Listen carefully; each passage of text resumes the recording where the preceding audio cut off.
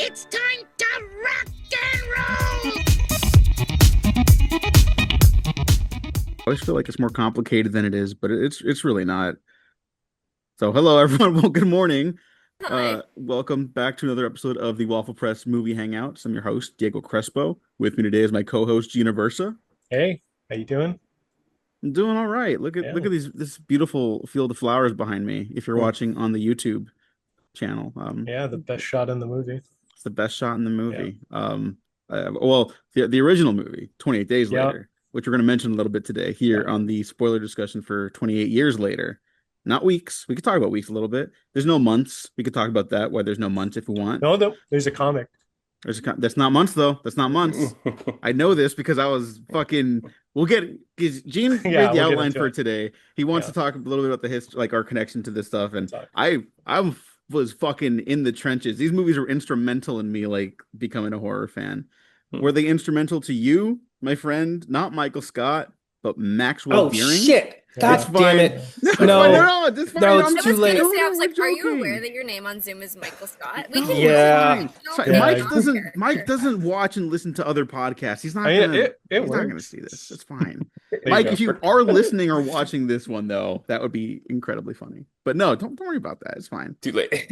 All right. I'm I was just trying to imitate Mike. Yeah, Mike. No, I can't do it. Yeah, I love Olga Korolienko. That's what he would say. Yeah. and I run this podcast called Atkins Undisputed. Mhm. Everyone's favorite action star. Yeah. He's on another podcast if no one's aware of this joke. Oh yeah, go check Yeah, out Max. our beloved Action for Everyone with our genuinely beloved action star Scott Adkins appearing every once in a blue moon. But yeah, and Max is the producer on that, and he's you're doing great work, my friend. You should be proud. Sure, yeah, I appreciate getting fucking roasted week to week for my hairline and other ridiculous bullshit. No, it's fine, thank you. What did you ask if I was good? I'm sorry, I don't. Yeah, it's like Yeah. 1 a.m. where you are, so thank you for It's- doing Yeah. that. But It's 5:45. We're good. okay. Yeah, no, I'm good. It's been a minute. I think since it was here. What was I here for last? It was Hey, what- It's Sinners. Sinners. I think. Sinners, Yeah. yeah. Sinners. Yeah, Yeah. Sinners. Hell yeah. Yeah, I'm good. Actually, it's very funny. Since then, I have since returned to publishing, writing online, and I think within a few days of that episode, I published my Polygon piece on Sinners and its relation to the cinematic Black Vampire on Scream. And then a few weeks ago, I published with friend Rob Dean over at Neon Splatter an interview with Predator Killer of Killers writer Miko Ryutare. He was a very insightful interview. Please check those out. And I don't know why I'm doing plugs already, but like No, stay whatever. tuned for something next All right. month from a very long-held establishment within the horror community. Okay. That's all Oh, I is will that say. well, Yeah, never mind. you'll see. Stay. Yeah. What Papa John's? Stay tuned. Or no, it wasn't Papa John's. Was it Papa John's? No, it was Papa John. Yeah. Stay tuned. You don't want that American pizza for reasons. Many reasons. Yeah. But I'm doing good. Long-winded way of me saying I'm doing good, and I'm very ecstatic and happy to meet our guest here today, who I've heard before on the pod, as they are very astute and extremely intelligent, and I am envious of their intelligence. Oh, stop it, you. Yeah. Welcome back to the podcast, Aaron Mick. Hello. First time meeting you. But Yeah. please tell the people about yourself who haven't met you before. Hi. Well, I feel I've spiritually met you. No, I'm just kidding. It's No, that makes sense, yeah. I lurk in the group chat.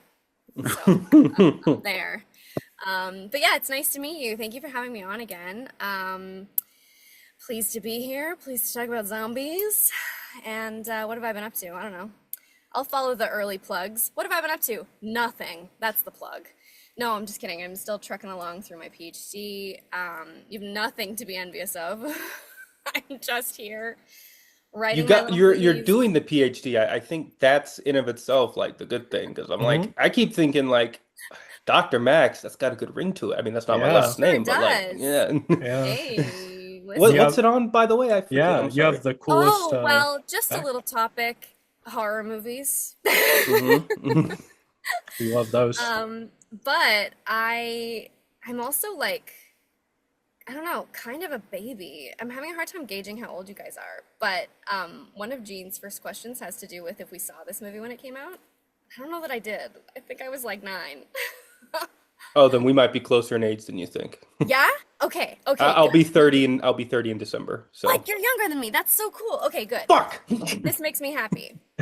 Okay, I will just say really quick because I want to keep hearing about you because we don't know you as well as Gene does, and you clearly have a lot of knowledge, and you're the most you have the most experienced resume as a horror person to talk about the movie we're here to talk about today, just based on what you Yeah. said right now. But I do think we You were have all a pretty young when degree 28 in Days it. Later came out. I don't think anyone here saw it in theaters. So I No. was gonna say, I Yeah. feel like all of us are probably talking out of pocket a little bit on that, but Yeah. who knows? Well, whose like parents would take them to go see Oh, like an R-rated my zombie fucking dad. movie? Yeah. Your dad My would have my taken you? my dad would have taken. Okay, he would have taken me. He would have taken me to a movie like this. I don't think he would have taken me to this Hmm. because what he was taking me to was a lot more fast paced. But I do think he would have taken me to this. I mean, when I was young, I think one of my first R-rated movies was Blade 2. Or maybe it was Oh, okay. in theaters. I don't know. My dad was, I saw Predator at way too young an age, and I turned out really good, for good reason. But no, my dad was taking me to shit like this all the time. So yeah, I definitely probably would have been going. Yeah. You're that kid in that clip of when Alien came out and people were interviewing folks on the street coming out of the theater, and this one guy took his young kid, and then the interviewer says, "Have you guys seen this clip?" The interviewer's like, "Why did you bring your child to see this film?" And he very serious. I don't know if he was just a very funny person or some other alternative possibility, but he says like, "I think it's important to show my kids because this is something that could happen in real life." He just gets on this like, damn. It could. I was like, Okay. I like that guy. Yeah, So that's maybe an your dad amazing was clip. taking you to Predator for educational purposes. Who knows? Yeah. Oh, what a chat. Thank you, Dad. Well, Predator 2 is an instruction manual of how to navigate the great city of Los Angeles. Oh, Yeah. really? Good to know. Yeah. It's so instructional that when I actually came to LA a few months ago, I had to get a Predator 2 shirt because my hype for the 6 months leading up to me coming to LA was the Predator 2 poster. He's coming to town with a few days to kill. Literally. That's so good. But Aaron, you mentioned you feel you felt a little bit like a baby because I think you, if I may, you were assuming that we all saw 28 Days Later in theaters. We Well, did not. I was or- like, have I misunderstood? Like, is No. Gene a lot older than I thought? Oh, can you get? I don't know. Guess my age. No, there's just no way. There's just no You way. guys are like 32, Um, 33. You're not that old. No. Well, no, because it on the little like podcast rundown, Mhm. it was like, did any of us see this in theaters? And I was like, oh Christ. Yeah. But all right, PhD horror. Like what else am I doing? inspired that journey? What inspired that journey? Oh well, this is an interesting story. It's not, but I'm going to tell it anyway. Yeah, go ahead, go ahead. Your listeners will be grateful. Yeah, You will yeah, listen to we the like story getting and into the you will be weeds here. glad. My background's actually in not horror cinema studies at all. My master's was in history, 19th century Bermuda, so not horror at all. Horrific maybe, but not horror. And before that, I did an undergrad in history and philosophy. And before that, I was an engineering school dropout. And before that, I was a weirdo who liked spooky things anyway. Started watching horror movies a lot when I was in my undergrad and I was having chronic nightmares, found them comforting. That's something to figure out either in my dissertation or with my therapist or both. Who knows? And I've been an actor for quite a while. I've been writing spooky stories for a while. I don't know. I think you're born with the mental illness of liking scary things. I don't know that there's an explanation. I relate to letting your dreams, the fucked up things. You're like, oh, that's kind of fucked up. Let me go write that down. That's interesting. So Yeah. yeah, that's Do you keep a nightmare journal? I did for years. I I keep occasionally when it's good enough. I do put them down on my phone. I know I've Hell sent more than a few to Diego about some weird fugue steaks I've had, so I Yeah, and relate. you got to go back to those, by the way, because I love that. I don't know if there's I some need shit to to cook there. revisit the David thing. There Maybe not. there's some stuff. I'm just saying. Your Yeah. dreams could be the next big hit. How do you know? I mean, that's how we got Terminator, for Yeah, good it's and how for we got ill. most of Stephen King, I think, too. That's Did true. he get Yeah. That did he and get food cooking. poisoning too? Say again. Oh, did he get food poisoning too, like James Cameron? Oh, I wouldn't be surprised it is Stephen King. Didn't he Yeah. did a lot of drugs Or back it could then? have I been mean, cocaine. yeah. Yeah, he doesn't even remember writing like anything in the 80s. So It's a like, lot. and Yeah. I only make that joke because not because like addiction is funny, but because he's made that joke. Have you guys Yeah. read Yeah. Hard Hitting? His I read memoir? it. Yeah, no, I love that book. Beautiful book. I oh, will the say, Stephen King's. Yeah, Stephen King's on Oh yeah, writing. yeah. It's No, really great. it's fantastic. Yeah. It's like, yeah, it's interesting to like see him like contextualize like that period too, because yeah, he directed a movie and he wrote a bunch of books and did a lot of drugs. So Yeah. what a decade. What a decade. What a man. Yeah, I we will should all say, be so Aaron, lucky. that it's awesome that you are taking the baton for horror in the PhD because I didn't say it, and obviously I'm not your level, but like I also have my master's, and when I went to school for film studies, bachelor's, master's, all the way, and it was one of those things during my studies. I'm like, why are we? This is a tangent. I apologize. Oh, I love tangents. This But I is what need we to. next. I No, know, Yeah. I you know, I I go know, know I on what know. this tangents is. I all the know. time. But I don't think I've said this publicly, but I'm putting it out there now because I need people to recognize I do think it's a legitimately good movie and I do like it, but I'm kind of sick of it. But during my studies, I had to rewatch Get Out, and it was Mm. one of the few times we tackled horror, specifically black horror, and I was so annoyed because I'm like every like class I had that would occasionally touch on horror, especially black horror, it was Get Out. And yes, I get it. It's recent. It's hip. It is very good. Excuse Hmm. me. But given also I was online and I was there in 2017. I saw all of the readings of it come throughout. We all witnessed its rise. Great, wonderful, beautiful. I agree.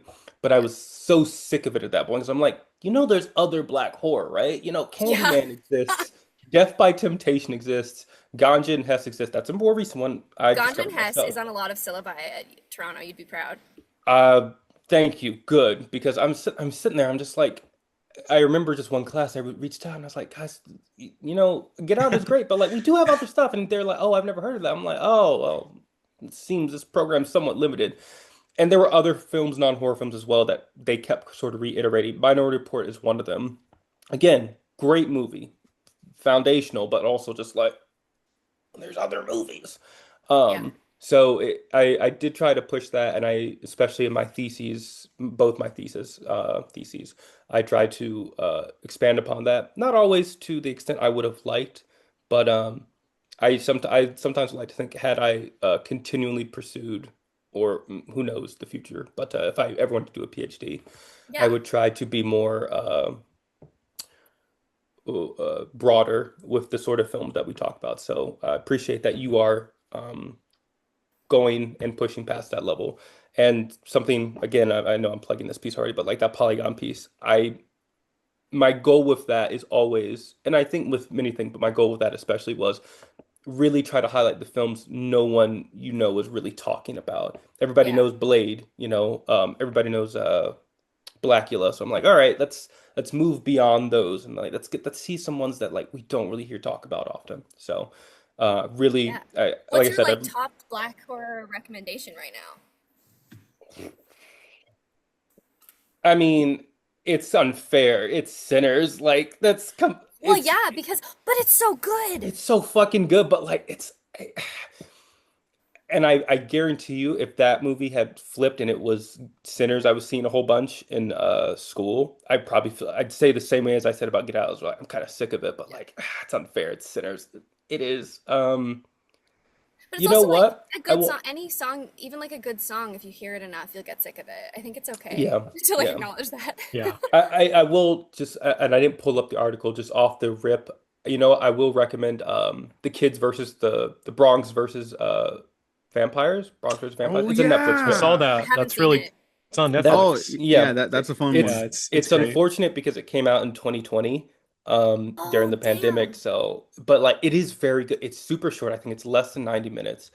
Um, but it's one of those, it's the rare good Netflix movie that's so filled in. It's if we had did it real justice, it would be a new generation's Monster Squad. That's always what I come away Oh, with that. So okay. I think it's very good. You get a lot of details about just these kids' lives even before the vampires are like fully prominent. So very good. It's not rated because it's Netflix, but like it is like PG-13 if a bit lower than that because you don't really see like blood or guts or anything. Very great gateway horror, which is Oh, also a yeah. rarity in of itself. So um I'll shout that out just because it's on streaming. We'll probably forget about it, and hey, give it a shot. Apologies for the tangent, guys. I'm sorry. No, no, no. No, That it's that So no, that, we that love was relevant. it. great. Yeah. It's so relevant. Well, listen, I mean, like you were saying about like carrying the baton for horror studies. It takes teamwork. I don't know. You're out here writing. I can't wait to read this Polygon article. Oh, it's I've good. been thinking about Sinners since I saw it. I think like everybody who saw it has. Yeah, Yeah. yeah. It's a good. It's just like such a. How did I feel when I was watching it? I felt like, A full meal. yeah, it's like a full meal. That's such a good analogy. It's a full meal. It's so cinematic. And I mean that, I know that sounds dumb because obviously it's cinema, but it's like old Hollywood cinema. I felt like a bright colors, big scenes with lots of people. Um, I don't know. There's something so tactile and satisfying about it. Yeah. And you can You feel the heat, are. like you can feel the Mhm. environmental heat in the movie. Like it's hot there and It's a it's real like, sweaty movie. Yeah. You're yeah. you're 100% right. Like it's still my favorite of the year. I think it's the best movie to come out of Hollywood in the last 5 years, maybe even longer. Like I'm completely blown away by the movie. Saw it multiple times in theaters. I saw it again on digital already. I couldn't wait for the Blu-ray. I was just like, I need to do this again, but I And all can't the go to the actors theater are at the again. top of their game. Like there's Yeah. not a single missed beat from the performers in the movie, in my opinion. I think everybody's just like perfectly fitting together. So Yeah. anyway. Movie's so good. The movie we're here to talk about today shares that actor, and he comes in for a wild ass ending. Yeah, Oh yeah, we'll yeah. get to We that. Uh-huh. Uh-huh. we I was gonna say, I was like, who's gonna talk about Jack oh O'Connell? yeah. Well, I mean, we don't have to jump there. Not But Okay. I yet. will say, as someone who is in the fucking Tumblr trenches, getting hooked on skins, Gen 2, which is one of the worst seasons of television I've ever seen in my life, but that cast is so killer. Jack O'Connell, day one, I was like, this guy's annoying as fuck in this show, but he's a hell of an actor. Mm. That guy should be like a big deal. And just to watch his glow up over all this time, I'm like, I'm so vindicated. The skins cast in those first like 2, 3 seasons, I think, all of them are like blowing up and like Yeah. rightfully so. They're so good. They're in that. Because Nicholas Holt is Lex Luthor, you know? yeah, it's Yeah. Holt, it's Daniel Kaluuya, it's Dev Katie Patel. Starzer, Oh yeah, Dev Dev Patel. Patel. Oh shit, Yeah. okay. Hmm. Yeah, a bunch Oh, of I don't think I realized that. Yeah, no, it's crazy. That first season, especially, Dev it's Patel. crazy. Yeah. Yeah, he was on the show. Was he? Yep. Yeah. Oh my He was gosh. very underwritten a lot of the time. Just like the Um, newsroom. yeah. Oh Jesus. Oh yeah. Let's not unpack a whole can of worms. But I'll wind us back right now. 28 years later, Jack O'Connell's in the very end. We're gonna get there. But first up, he's um, in Rise of an Empire. Oh shit, okay. wait. That Okay, now I movie need to know what that is. What is that one? 300. Yeah, he's I in the forgot. 300 Oh. sequel. I He's forgot in The about that. Man with the Iron Heart. A So lot like, of these movies I've seen here and there, but like yeah, I yeah, mean, this is the year he glows. He glows. He's yeah, got Sinners. He's got 28 years. He's got next year, 28 years later, and then he's also in Godzilla X Kong Supernova, which is coming in 2 years. God, Um, man. Good for him. That dude rules. you know, But all right, 28 days later. Let's dial it back a little further. Okay. mm. Where are we all Rewind. coming at with this? What's our first experience here? Aaron, you're the guest. What is your introduction to 28 Days Later, I'm the in a original hot seat. film? You know what? I don't know. It's one of those movies that I feel like you just absorb at some point in your youth. I don't have a pinpoint moment for it. It was likely, I'm gonna be so for real with you. It was likely a library VHS or DVD rental that I watched when I was starting my kind of like cinephilic behaviors around 12, 13, 14. But I don't even know. I don't even know if that's true. I could have watched it when I was 18 for all I know, but I just know it's like in my consciousness as this emblematic early 2000s zombie movie. And I feel like so much of what has come after it gets compared to it. And for some really valid reasons, I would suggest. I don't know. But what about you guys? Hmm. I think, Here, yeah, yeah, go ahead, Gene. Go ahead. yeah. No, I think mine was, yeah, I think it was just like watching it on cable one Yeah. day. So Oh, that's another possibility. yeah, I want to say it was like Stars. I'm not sure if that network's Teach still these around. kids. Teach these kids. Yeah, Jack? no, I Yeah, mean Jack? yeah, I'm not. Yeah, I'm sure it's still around. Maybe they know. They could watch like some original show on there or something. But yeah, I think it was Stars, and then yeah, I probably watched it in the morning, and like this is after it came out because yeah, I think I was too young for to get into like zombies until like later, and yeah, I just like really enjoyed it. I remember there was some comics of it too, which kind of they were kind of like a sequel to it. They had like one of the characters from 28 Days Later, and they mentioned what happened to Killian Murphy's character in the comic too. So I think I have that somewhere. So yeah, and I got more into it, and yeah, I know fell in love with it, and then just kind of like the zombie stuff I've done like in my like own time for like short films or stuff. Very inspired by 28 Days Later. Yeah. All right, It's a Max. core memory for so many Yeah, folks. I think for me it was. For me, I actually came across it very recently, about it's what 2025. So, my letterbox says 2022. Wow. I'd always known about it. The funny thing was, I was mentioning the Seuss during the second round of me rewatching it in the last month or so. Um, is that I think both that and Weeks, excuse me, were I think I used to get them mixed up to an extent where I always thought the third act of Days was in Weeks, and so I actually had half of Days was in Weeks. So like Brendan Gleeson onwards was all in Weeks, and I didn't really have a frame of reference for Days other than they're in London with Cillian Murphy, and that's where most of the film takes place. I thought so. I used to get them very much conflated for whatever reason. I don't know why. I want to say it's probably because Weeks maybe played on TV more than Days, but Hmm. I can't really confirm that. So watching that for the first time, that was like, you know what? Let me do this because it wasn't that I was scared or anything. Just like I should watch it because part of it was sort of it was the rare film that it existed.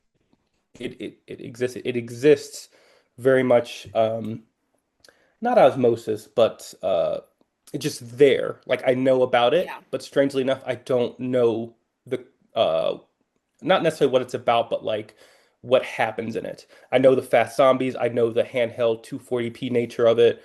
I know Danny Boyle because I had seen Train Spotting before.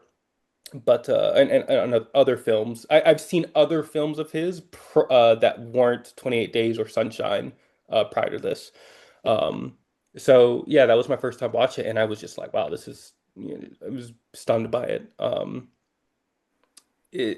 It looks very eerie. I kept meaning to share this screenshot. When they're in the tunnel, they're driving past, they're driving over the Oh cars, yeah. and you see the hint of light, but like the silhouettes, the shadows of the infected are rising up, and someone shared that. I'm like, I gotta wonder if in this one moment Danny Boyle was like, you know what movie I fucking love? Prince of Darkness, and shared that with that, and like because they look very eerily similar. And I think it was friend of the show of A4E and also Waffle Press, Brandon Streisnick. He said something to the extent of I love my digital shot films when they look eerie and grimy and like sort of fuzzy. versus what I don't like is like they're very clean, they're very, precise what we have now today. And I know some part of that's a joke, but like it is sort of like those early 2000 when people are really starting to experiment with digital where it looks very scuzzy. Like you're not sure if you should be looking at this sort of thing. Um but yeah, no, very much loved it. And that was in 2022 when I was in the middle of, I think, my master's. And then now, a few years later, rewatching it again, I'm like, wow, I've matured even more. I have more of the language to talk about it. I'm like, it's really, it's so good. Sorry, Diego. I know you're chomping at the bit like an infected. Give it to us. Only a little, because this is a Tell us the tale. totemic movie for me. Mm. I was a scaredy cat. I did not have the horror movie brain disease that everyone else in this Zoom chat had. I was terrified of everything. I was very religious growing up, and so anything with ghosts, I was like, and like hell, I was like, that's real. That could happen to me right now if I watch that movie. But like zombie stuff and like alien stuff, Gene knows this. We bond over our love of Romero all the time and stuff like Hmm. that. Those are easier gateways for me, you know. Although the line of dialogue, like when there's no room, more room in hell, the dead walk there, that did like stay with me for too long. But Gotcha. then you come to 28 days later. I don't see it in theaters. I don't know it exists. I do watch Bravo's 100 Scariest Movie Moments, which you can still Oh, find bits of on YouTube, and it's on. Yeah. yeah, you can go check that out. There's a 28 Days Later moment in there. I believe, because I haven't revisited that, but I believe it was the bit where the zombies or infected or whatever crash into Jim's parents' house and they're waiting. They listed that as the scariest moment. I don't know if that is, but that's a For popcorn me, tosser, you I know? think for it me, was. I think it was because I. it's when what's his name is loose at the end, and you get that brief Baylor. flash of him in the window, and he's like, every time I see it, I'm like, that is so fucking chilling. Like that Yeah. is terrifying. Yeah, so I Yeah. don't see the movie from that. I'm like, what was that? Mm. I Zombies are running? What? I don't That Yeah. doesn't make any sense. They're dead. And it stays with me and eventually I'm like I start getting curious about it. I'm like looking it up, whatever. And then I hear something called 28 Weeks Later is coming out. They just greenlit it or something like that. I remember knowing 28 weeks was going to happen and being like, I got to see this movie. And so eventually my my dad took me to the store to so I could purchase my first DVD with my own money, right? Which you don't have as a child. You got to work for No. that shit, or you got to have an allowance. And I did not have an allowance, so I was cutting a lot of your lawns. Um, and I bought my. He had to be with me, of course, but I bought the 28 Days Later DVD copy with like the holographic cover, and I still have it. I shared the picture of it and video of it on Twitter Oh my after I saw it gosh. 28 years later. So um, Wait, I gotta go find. Now I gotta see your tweet. yeah, it was a big deal for me, and so I fell in love with it, and I was like, this is the best zombie movie of all time, to the point where I was still saying that even a decade later. Back in Max and Gene will remember this for sure. The Badass Digest comment section when they would talk about horror Oh. movies and stuff like that. Yeah. Shit. Yeah, and I was like, oh, well, 28 Days Later is my favorite, and they're like, I don't know about that. They're a little. We're all They're guilty of wrong. it. They They're were wrong. wrong. But they got a Yeah. little too cool for school sort of posters over there sometimes. Although our beloved Vice Victus is also from there. We love Vice. Vice is not guilty of that. No. But No, he's Oh not. shit, there it is. I just remember being so defensive about that movie for so long. I was like, no, this was great. Like, Hmm. and as I got older, I was like, maybe it doesn't hold up. And every time I revisit it, I'm like, no, this is like real work of art shit here. This is real Yeah. cinema. This is a pure experience that I'm not getting from anything else at the time. The closest comparison I always made was like the original Texas Chainsaw Massacre, just a pure Yeah. visceral elemental cinema that you can't really like express and you can't capture. It's like you would be kicked out of film school if you made a film that looked like that, but if you do it right, it just looks incredible and it Yeah. captures a such a specific tone and emotion that you don't get anywhere else. And I love this movie to this day. Saw it on the Yeah. big screen for the first time a couple weeks back before Years came out. They did Oh my a gosh. re-release. It was great. The audience was totally into it, and I was a little scared because it is a fucking weird movie, and we'll talk about Years because that's Hmm. a fucking weird movie. It Yeah. But is. Yeah. people maybe misremember what the first movie's about. It's not about the guts and the gore, even though there's a lot of it. There's just a lot of heart, a lot of patience, and a lot of really great quiet moments. I think Yeah. people misremember that a lot. So Hmm. You know, I there are worship this movie. days I hear you talk about going to see 28 Days in theaters, and I'm like, there are days where I'm like, maybe it's worth it's suffering living in the States just to be in LA Uh, and have all those movies. Let's hold on to that for a maybe little not bit. right now. Maybe- Maybe not Look, this decade. Look, here's the Yeah. thing. You Wait can 4 come to years. Toronto. I folded when I saw Alamo Drafthouse Godzilla Theater. I'm like, what the fuck? Why can't I have that? Why is I'm sorry. But like I see that. You have that fucking Future Ruins concert that's all like synthesizer film composers, Nine Inch Nails, fucking John Carpenter. I'm like, and that's a 1 day only event. I think Patrick from Big Bad Film Fest said it's $300 a ticket for 1 day. And I'm like, that's expensive, but like, oh, I'd make some fucking memories with that. Like, Yeah, fuck, man. please You have no remember, idea how good you have it. the mayor of our great city of Los Angeles is basically on the other side of a war against the The national people. government, against us, Yeah. the people. So Yeah. maybe hold on a little bit, Max, and then consider this again in Culturally. like a year or two. Yeah. Culturally. Have a visit to Toronto in the meantime. Like, it's Yeah. not quite LA, but I, it's You guys have we do- healthcare. Yeah. You have We healthcare. We have healthcare. well, for now, every conservative government in the country is trying to privatize it, Oh, which I'm so is sorry. a horror story in itself. But we did Wow, also we must just be doing have it Roger right. Deakins here talking at TIFF. Yeah. So Yeah. sometimes I things saw can that. happen. Were you there? I wish. No, I actually had to go to a totally different screening of a film that I was in, and it was a friend's film, so I'm glad I went. It was Roger is famous, and it's fine. Yeah. He could be there again. He too. could be there again. I don't know. Yeah, him but, and his wife promote their book a lot now, so like he'll be around and again. I'm like registered for his website. I go on there and peruse his little notes. Okay, and things. okay. It's all fine. But Guillermo del Toro is also curating a whole string of horror movies, specifically like Canadian monster core movies this summer. So we have cool things here, and if you're craving it, just come have a trip here, and then, it's slightly less dangerous here. Yeah. Yeah. I've been there before, so. good Yeah, vouch, that's right? where we met. We met sitting at the Lightbox, Yeah. having a little drink between. Isn't Shaq from Toronto too? He Yeah, is. yeah. Yeah. We have Oh, another. all right. Who is? friend. I didn't hear you. Oh, our friend Shaq. He's yeah. yeah, he's like a critic there. Yeah. No, Alright, I think- Shaq is the best. I'm actually surprised if you were all at the Lightbox and you didn't meet Shaq. We gotta hook you guys up. You guys gotta meet at some point too. He's a great guy and frankly one of the funniest people on planet Earth. So Oh fucking heck yeah, funny. I love that. Yeah. I love a funny person. Yeah, and I gotta. He's giving me crap because I'm the only one in our friend group that hasn't gone to Toronto yet. So at some point, I haven't Some gone. point. I haven't gone either. Yeah. Max, I we're guess going to it's- Toronto.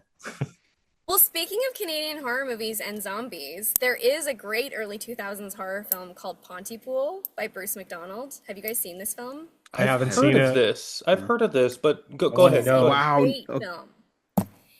It's kind of about, it's like, I haven't seen it in a couple years, okay? So whoever's listening to this, forgive me if I'm butchering the summary of this movie. But the premise centers on Stephen McHattie plays this radio host, and this sort of virus or like mental virus transmits over the radio and turns people into zombies, but it only affects you if you're monolingual English, as I understand, I'm pretty sure. And there's I can't claim that there are like indigenous languages actually in the movie because I don't remember, but there's this kind of like theme of indigeneity and Canada's history with genocide, yada yada yada, and such and so. But it is also an excellent early 2000s horror film and owes a lot to something like a 28 Days Later in terms of pacing and thoughtfulness. And it's not as sweeping and large as 28 Days Later, which spans like a lot of area and a lot of time, and relatively a lot of time. It's kind of just like a one night movie and very contained. But I don't know. It's interesting. Do you guys have other favorite like 2000s horror films? Zombie Horror films, yeah. Like, Yeah, horror films. should I keep it zombie or just horror? Because like that's a pretty big one for me. Maybe Yeah, you both. can. Yeah. Oh, okay. I mean, like, we want to talk about like fast moving zombies or slow zombies, and like Snyder's Dawn of the Dead remake was Yeah. a pretty big deal for me at the time. You know, I was going to say that one too, actually. Is that the one Sarah Pauli's in? yeah, she's Yeah, great she's in in it. it. She's terrific. Listen to me plugging all my Canadians today. Yeah, okay. You There's got a to bias represent. here. Yeah, you got to represent. I I'll like say, what go were you ahead, gonna say, Aaron. Max? Go No, ahead. go ahead. No, I want you to say. Just because also recency bias. I will say maybe not my fa it's still good. But one of my earliest, I think, experiences with horror. My aunt, who is basically my second mom, in her garage, she had, I don't know if she still does, but in her garage, she used to have a big, one of those big, gray box TVs. I was about to, Mm, I don't want to say plasma, that wasn't it, but like you remember in early 2000s, those really big, like gray TVs where the screen uh was like yay high, but then it also had like a gray like bottom that was almost like half the size. yeah. But it's huge. And I remember we watched two horror movies that for the longest scared the shit out of me. And I think they were even back to back. It was Final Destination 2 Oh my gosh. and Idle Hands. Oh I my am gosh. I am almost 30 and I still have not revisited Idle Hands because it freaked me the fuck out. I'm probably fine now. I just haven't gotten back to it. But Idle Hands freaked me the fuck out. Because the opening with the I'm under your bed and then the mom gets dragged under and then you hear like shook, shook. I was just like, oh my God, this is terrifying. Yeah. And then Final Destination 2, that opening fucking disaster, like most of our generation scarred me. And then the ladder fall into the guy's eyes. I think that was the moment I noped out that movie. I was like, oh, You're no, like, thank you. not for me. Yeah, but it is one of those things. They're probably not scary at all now. I mean, I know Final Destination 2 isn't because I just revisited. Um, It's actually but Final Destinations are like funny, actually. they're funny, but like they're terrifying in that like that makes me not want to do certain things, like get Yeah. on roller coasters, get on Yeah. planes. I I mean, Drive think look, to behind a be fair, logging truck. the truck one is the one where like everyone, it's the Jaws thing, you know? It's like it's Yeah. not that scary. And then you're near the water or you're behind the truck and then you're like, okay, but what yeah. if? Right. Yeah. It's there um, simmering in the back of your Yeah. head. exactly. Yeah. So I won't say necessarily favorite, but like earliest memories are like those affecting me deeply.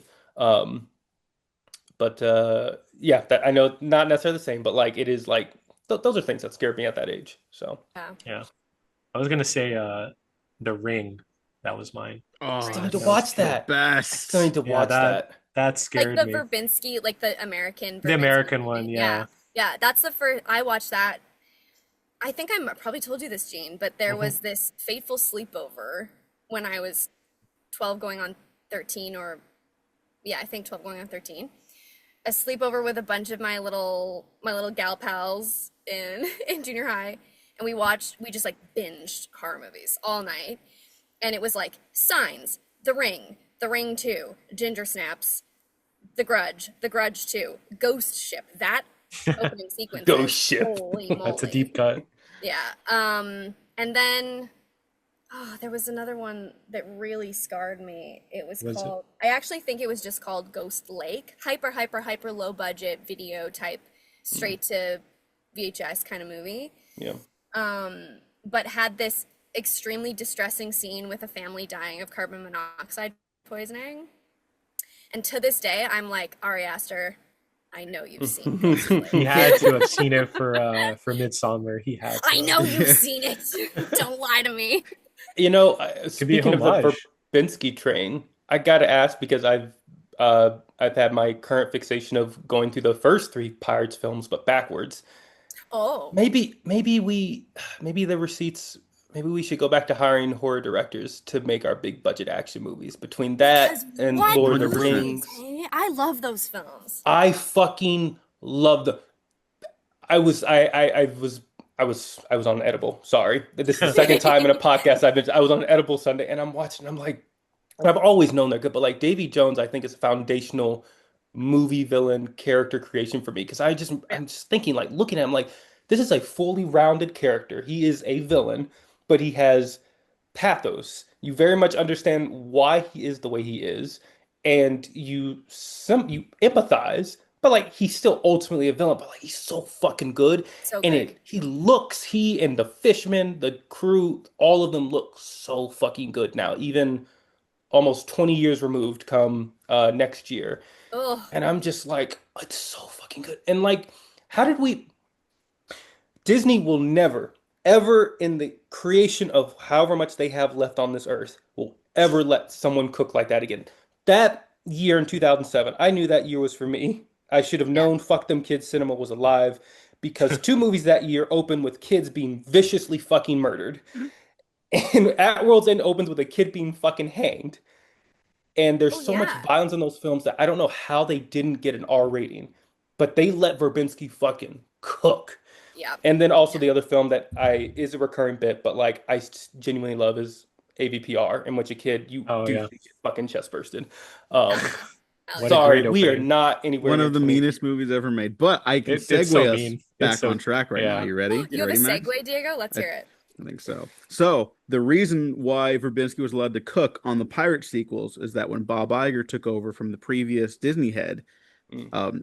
the pirate sequels are greenlit already, and Iger looked around what was working, what wasn't. He's like, "Pirate works. I don't need to touch it. Go ahead, go crazy. How much money do you need?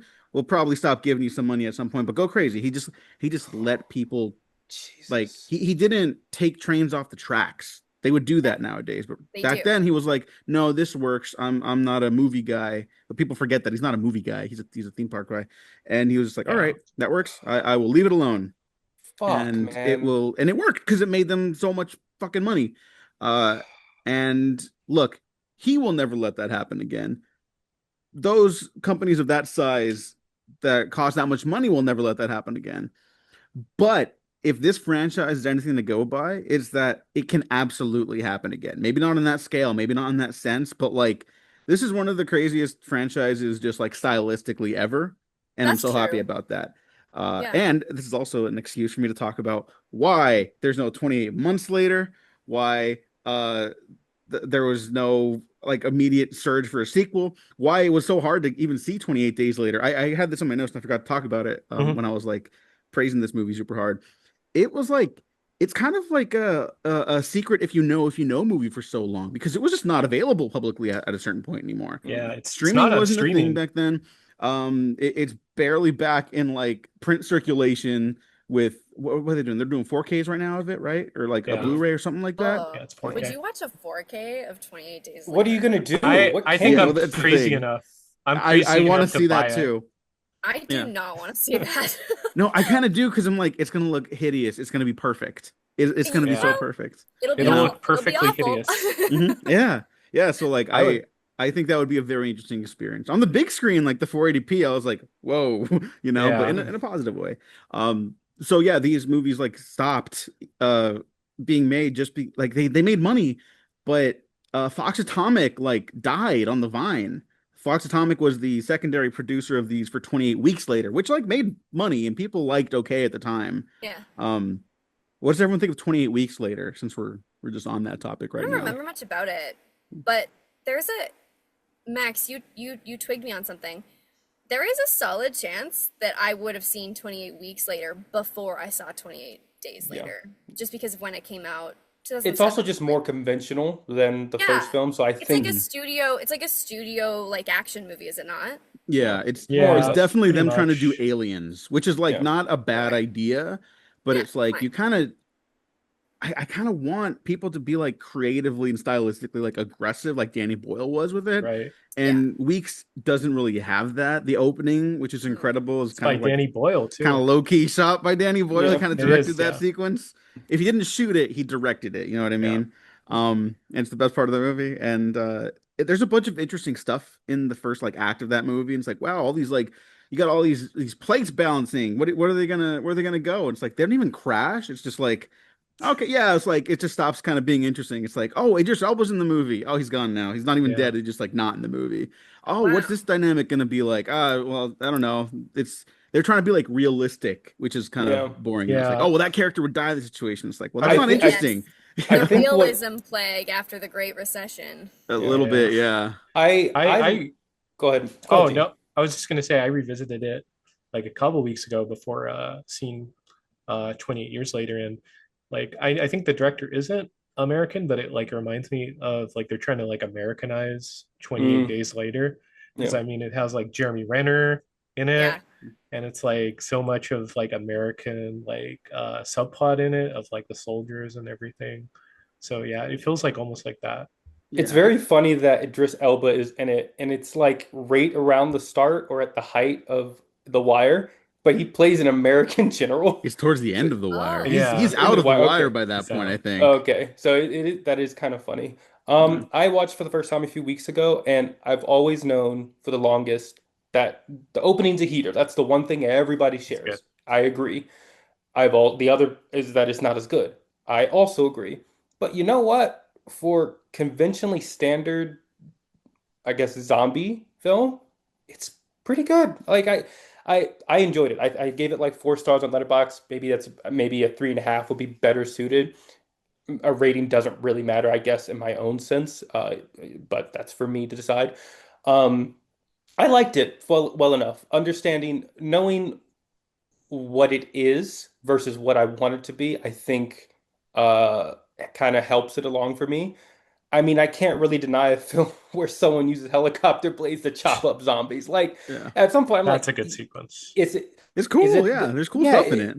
is it the is it being challenging like the first film? No, but you know what? There's Kind cool of stuff in selling me there. on it. I might have to rewatch Yeah. it. Yeah, I mean Yeah, that's the thing. Like I was kind of like ragging on it, but it's not a bad movie in any sense. I've seen some Yeah, people come out and be like, "Oh, it's like it sucks. You don't need to watch that one." It's like I guess it doesn't you hold a don't. candle to what we're talking about today, but it's also like, yeah, like it's totally acceptable, like really strong 3-star movie. We used to get this every day, and now we yearn for it. Yeah. Also, the Um, helicopter bit, I do have to say to fill in some more dad lore for this. My dad ended up taking me to see 28 Weeks Later. That one I did see. Oh my God. And he's not a horror guy. He never liked blood and guts in anything. He was like, movies should be entertaining, and I'm not entertained when I'm scared. So he was like, but he took me to see 28 Weeks Later, God bless him. And when the helicopter scene started, like he was already like bumping up against it. There's like the eye gouging, but yeah, Robert Carlyle is great in it. I forgot to mention fantastic. that. Yeah. There's some pretty severe eye gouging though that goes on with him, and he was like, "This is for sickos." Like he leaned over to me, and then when the helicopter thing happened, he leaned over one more time and was like, "I'm gonna wait in the lobby. Let me know if you want me to Oh get any my food." God. He just left. He was like, No. "I can't do this. This is too much." And I was like, "This is fucking awesome." I will say I think it's a lesser movie by the amount that they play in A House in a Heartbeat. They play it 3 separate times and great theme, but like if you're gonna overuse it, Like use it properly. Like it's so effective yeah, in that first movie. Obviously, they didn't realize like we're making the theme for this franchise, but it was like it's so effective in the situation of that one. And they definitely used it as like the theme for 28 Weeks Later, and it's yeah. just doesn't have the same impact. And I do kind of think it is bleaker than the first film, just because yeah. yes, Renner isn't the big star. I mean, is he first Not billed on the poster? I feel like he probably is. no. No, It's I don't think anyone's like. Let me see. I I'm think not it's going to the talk out of my dad. ass here. Let me see. I think it's Well, the regardless, the fact that yeah. he and Rose Byrne die, yes, they're kind of nothing characters, but I do kind of appreciate its willingness to be like, we're not going to give you um traditional leads in the sense that they're nothing burgers, but then they also die kind of horrifically, and I'm like, I kind of like that. No, I It do kind of too, and Yeah. it adds to the sense of that. yeah, and if I could just add one more thing, and then anyone else wants to chime in for 28 weeks, Sure. we can, and then let's move on to years. But I will say like I kind of agree with Gene about the like, man, they're really Americanizing this. I Yeah. do Mm, like that the movie also doesn't like that's not like a good thing. Like the yeah, movie acknowledges like, oh yeah, the The the US UN. government Yeah. is like in charge of rehabilitating this country, and it's like, oh God, oh no, like it's clearly like not good when that Predictable. happens. Yeah, very So, timely. yeah, this is coming. It was made during the height of the Iraq War, or like Yeah. yeah, in the aftermath of that. Well, Like that it's and reminds me of obvious. something like I talked about the remake of The Crazies um with my students one year. Mhm. Heater Um movie, Heater. I love that film. Like Yeah. I remember seeing that in theaters. I love that film. Mm, And it's also, I mean, it's an American movie, but it is extraordinarily critical of the American government. Like it's totally post-recession negativity, like just this extraordinarily pessimistic, like I don't know how to explain it. There's this particular, maybe the Americans in the chat can Yeah. chime in, but like there's this very particular paradoxical feeling in something like The Crazies, and I don't remember much about 28 weeks later, so I can't. Or sorry, where are we? Yeah, Days, weeks. Weeks, yep. Weeks. Yeah, you got it. You got it. Days, weeks.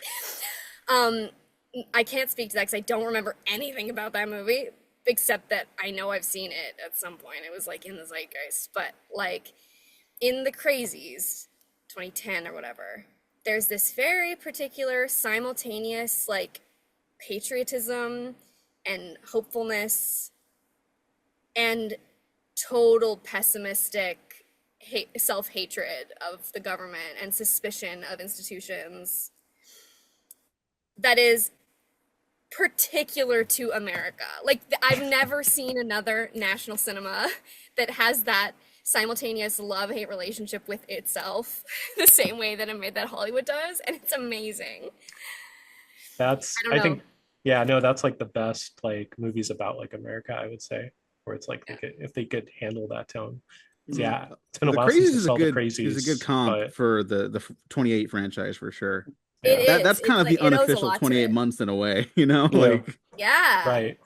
We should And you know, rewrite this gets at it, and you could use it as a segue as well into years, but I'm kind of confused because Seuss asked me this because she hadn't seen 28 Days until recently.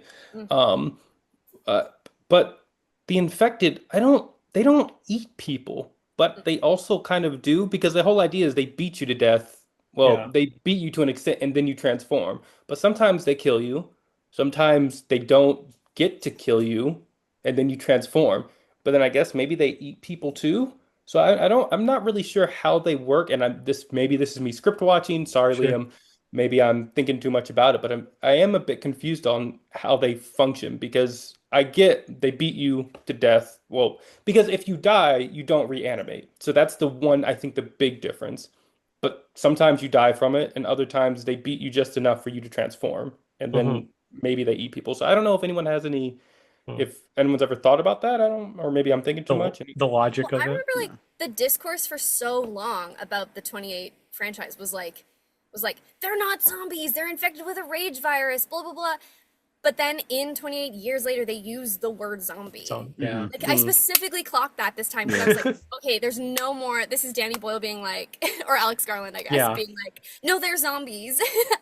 Okay. But the Yeah. rules are all over the place extra in 28 years later. Yeah. Like if Okay. like if we were confused before, I, oh brother. yeah, I think oh, go ahead, Gene. yeah, no, I think like if it's because it's like the virus, they have to like bite you, but then because like some of the zombies in 28 years later are like kind of like husks, so they're not eating. So I'm assume like they have to like get on some flesh. If like Well, and in the yeah, first movie, like I rewatched the first sequence of the first movie today because I was like, I just need to reframe. I need to reframe. I need a minute. And I had completely forgotten about this prologue in the lab with the chimps. Mm. And one of the scientists is like, it spreads through their saliva. So it is like through bites, like with zombies. yeah, Yeah. because that's But in I don't 28 know, weeks man. too. Yeah. Well, in 28 weeks later, they have the saliva too. Yeah. So it's like that's how it gets like it transferred. transfers through the kiss. The end of 28 days later, we see Oh. the rage Yep. virus is dying out because they're starving to death. There's not enough to keep up with the starvation in terms of how many are being infected, which is addressed Mhm. with years, right? When they're like Yeah. it's just like sci-fi gobbledygook, like, oh, they evolved because now they're like, if they're sentient creatures to an extent, right? It's just not our level of sentience anymore. Their brains are destroyed by this virus to be just as aggressive as possible. That doesn't mean they never learned how to eat. And so that's their answer there. It's like, okay, well now they just eat and they hunt and pack sometimes and yada yada yada. It's Worms. yeah, worms if Yeah. you want to get those little guys that roll around, those heavy fellas, or packs with giant, tall, alpha. naked, beefy men. Yeah, Which caught me off guard, but not in a bad Yeah, way. the I was just alpha like, was oh, something More like else. 28 inches later. yes, I I know. saw I was those. like, oh, and conveniently, all the alphas have giant schlongs as well. Yeah. I love that. Yeah, those were those were the fake. socks, Yeah, they as were they're fake. so called. So Yeah. they're not real. At least every man in the audience wiping sweat from their brow. But like, yeah. Let's just dive right on into it. 28 years later, the trailer is going crazy on the internet. Trailer I is a banger. yeah, the trailer. So Everyone is fucking losing good. their mind over this trailer because it's frankly the best trailer in years. I think. In I don't think there's literally years. much Yeah. competition. Let's just dive But into it. Aaron, okay. as the guest, what did you think of 28 Years Later? Okay. I've been thinking about this. I have thoughts. I Okay. saw it on, I don't know, someday. I saw it recently, within the last 72 hours. Within the last 28 days. Yeah, for sure. Yeah. I have to preface this by saying, Gene, you know this about me. Mhm. I hate not liking movies. Like, I will fight with myself for years finding reasons why I'm wrong, and actually I love that film. Like, I have like a sickness.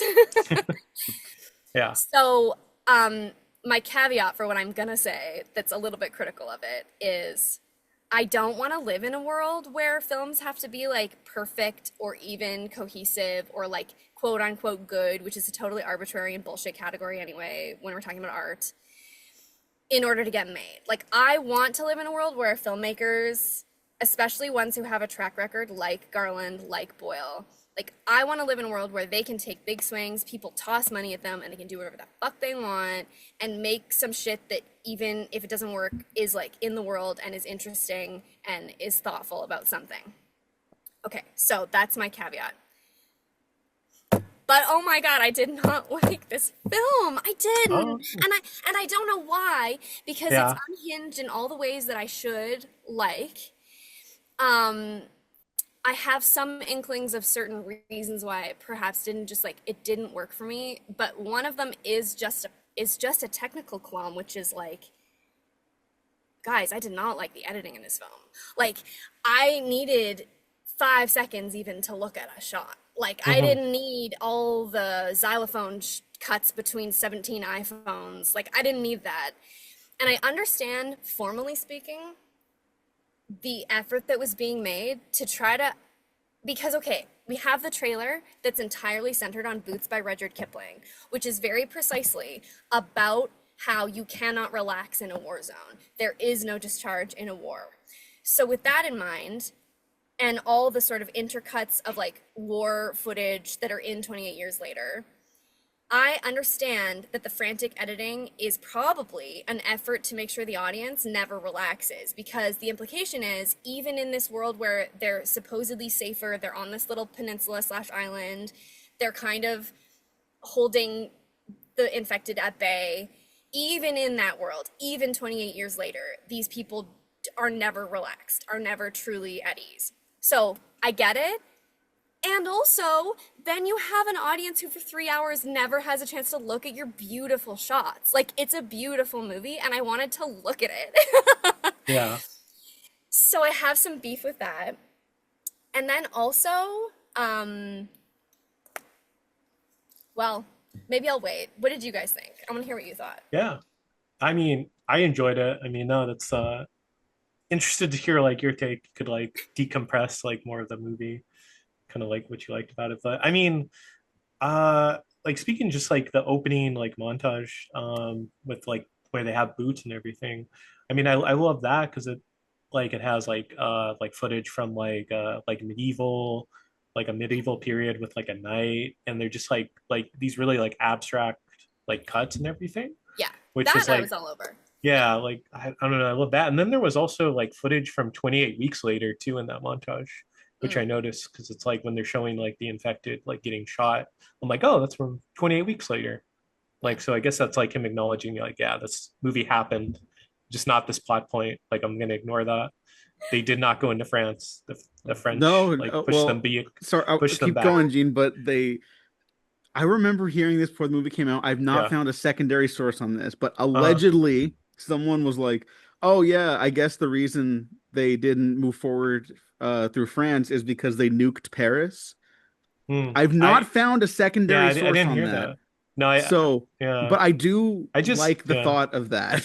So Yeah, Yeah. I just Has got the nothing sense to they do with your pushed them hatred of back. the French. it's Yeah, maybe the unrelated. zombies still want to like feed on the French. Maybe I don't know. It's like they I know they tasted get to the bad or French people and they're they like, you smelled. know what? No. Yeah, they smelled. Guys, But I'm in Canada. We can't have this conversation. oh, Oh, sorry. that's right. Yeah, Yeah. I don't want you to get in trouble.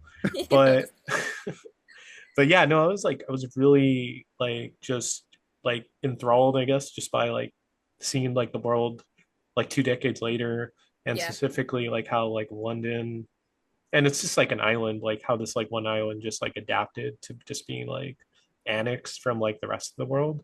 So I mean, I was just like falling like really in love with just because it's like I just love zombies, and I love like all like more specifically like the post-apocalyptic part yeah. of like zombie movies where it's like after the zombie invasion happens. So like I forgot like one of the Romero movies. It's not Dawn. What's the one after Day. Dawn? Day of Day. the Dead. Yeah, Day of the Dead's just like all about okay, like they already invaded. What happens now?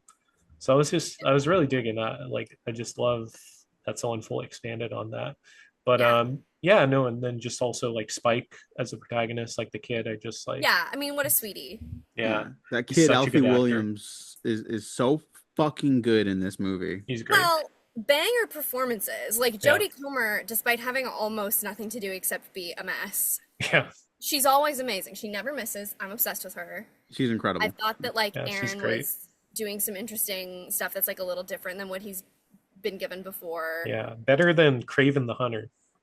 I know. Well, hey, he's Most good in recent- that. He's not the problem with that movie. Yeah, I don't think he's. Here's as like an as an antidote to my like negativity. Mhm. Here are things I did like about it. Yeah. I loved when they're hunkered down. We're allowed, right? This is a Yeah, spoiler. yeah. Yeah, Full full spoilers. spoilers. You're good. When they're hunkered down, when dad and son are hunkered down in the attic of that abandoned house, and they have to wait it out till low tide again. I loved the dream sequence, like with the infrared shots and Jodie Comer in the lake with the Yeah. infrared. I thought that was impeccable. That was one of the most beautiful and effective sequences in the whole film. And then following it up with the chase on the causeway with the Alpha, I was at the edge of my seat. I thought that was super effective and interesting, and also felt tonally, it was like tonally distinct in a way that is hard to pin down. I don't know what you guys thought of the tone of this film. It was a little all over the place for me, but I admire the effort because it was sort of like there were attempts at finding like real levity, and I did get some laughs out of the film. Although one of the big laughs that the audience got, I just was like not on board with. But we can talk about that later. Yeah. Okay. Well, here, the one you're talking Max. about, the- Max, what did you think about the Max, tone and your yeah, thoughts on the go. movie? Yesterday at work, Remember came on, the song towards the end of the film with by Young Fathers. I think the score is impeccable, but that song came on and it took everything I had not to burst out crying in the middle of the street because it was so good. And I was a mess at the end of this movie. I loved it. I'm very excited to go see it again this weekend and take Seuss because I would love to see her thoughts on it, even though I know she has qualms with she's going to take qualms with the terminal illness aspect of this film. Yeah. But I loved it deeply. And Aaron, I think we can go deeper into your critiques on the editing aspect of it, especially once Diego airs his thoughts. Yeah. But I loved this. I was moved. I love that third act so much because it is Garland is playing with the expectation with the use of Dr. Kelson. Yeah. I'm thinking Ralph Kelso Fiennes. from Scrubs.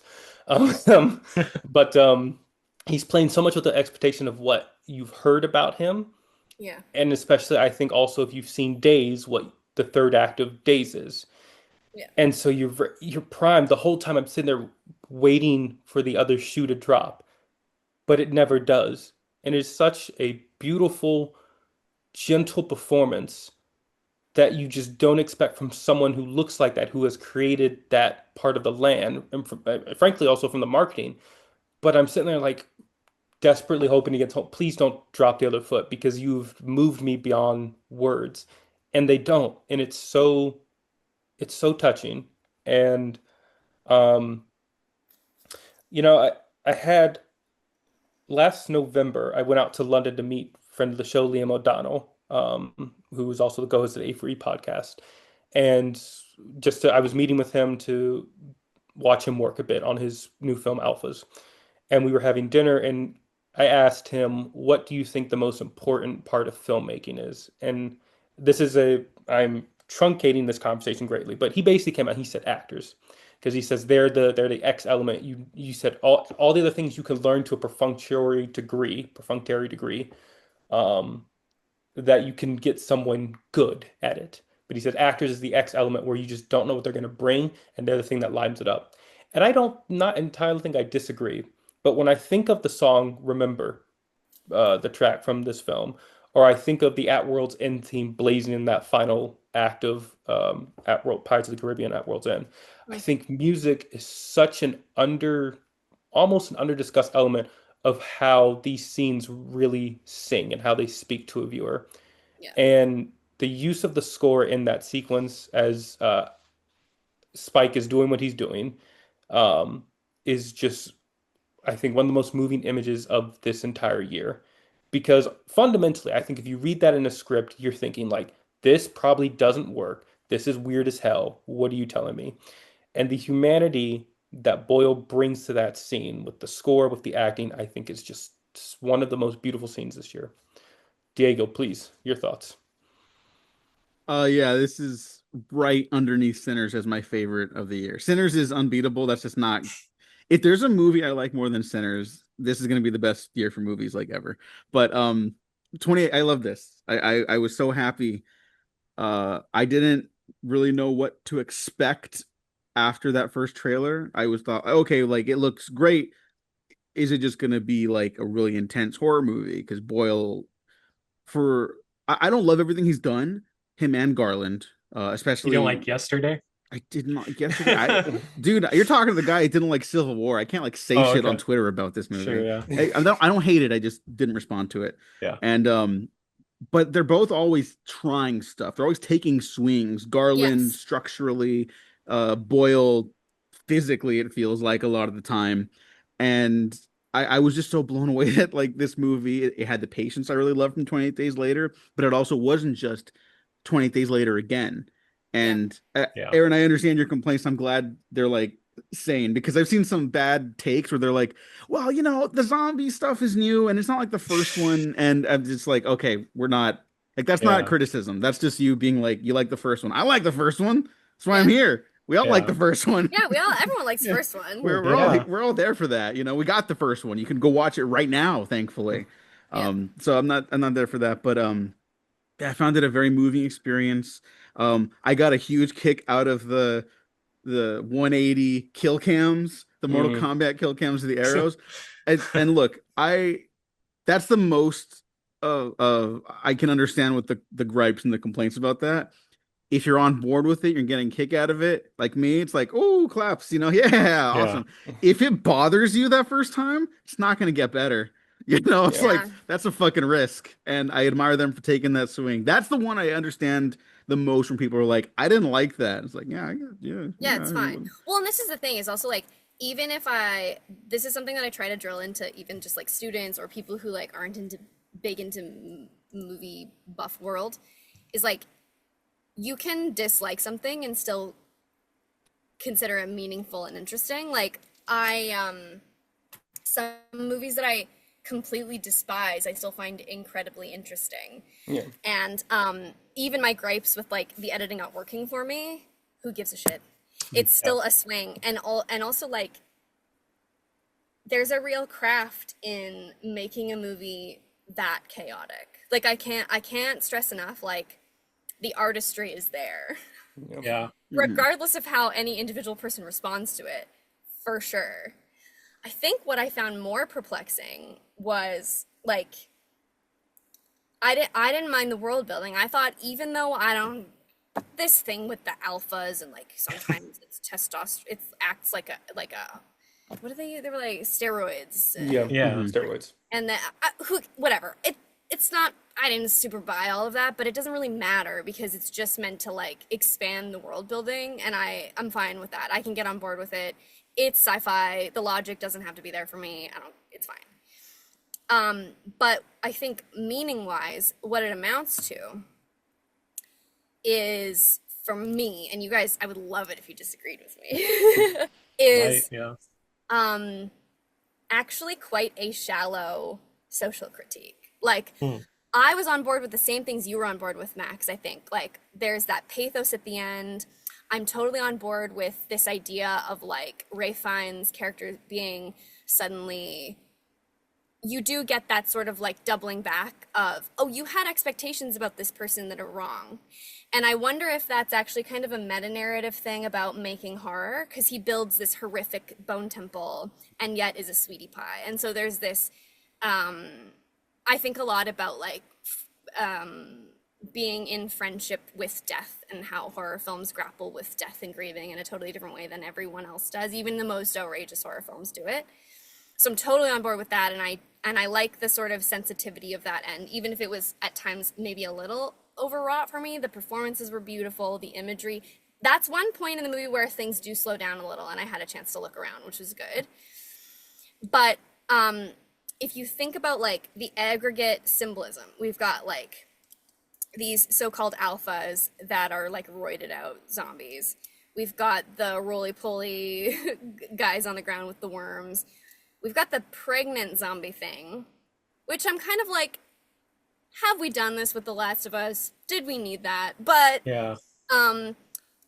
whatever, interesting enough. But we have this moment where like the zombies like very like gendered quality as a pregnant zombie like takes over and like overrides the rage virus ever so briefly, enough that she can like give birth with Jodie Comer's help.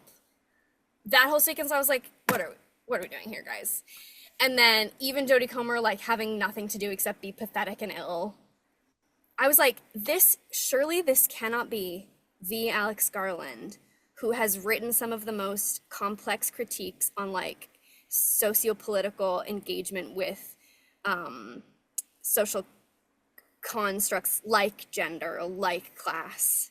Surely this is not the Alex Garland, because it is it felt like junior high kids being like, and then what if this happened, and then what if that happened, and then what if that happened, which is a totally valid way to make a movie actually, but it did not work for me, and I hate not liking a movie. I hate it. You know Yeah. what unlocked for me as you were talking about it, and I think maybe it's also why Diego might love it, is this is maybe the best I Am Legend adaptation you'll ever. Oh, It's but the best I love I Am unofficial Yeah. I Am Legend Legend. adaptation you're ever gonna get outside of someone actually getting the material of that book right.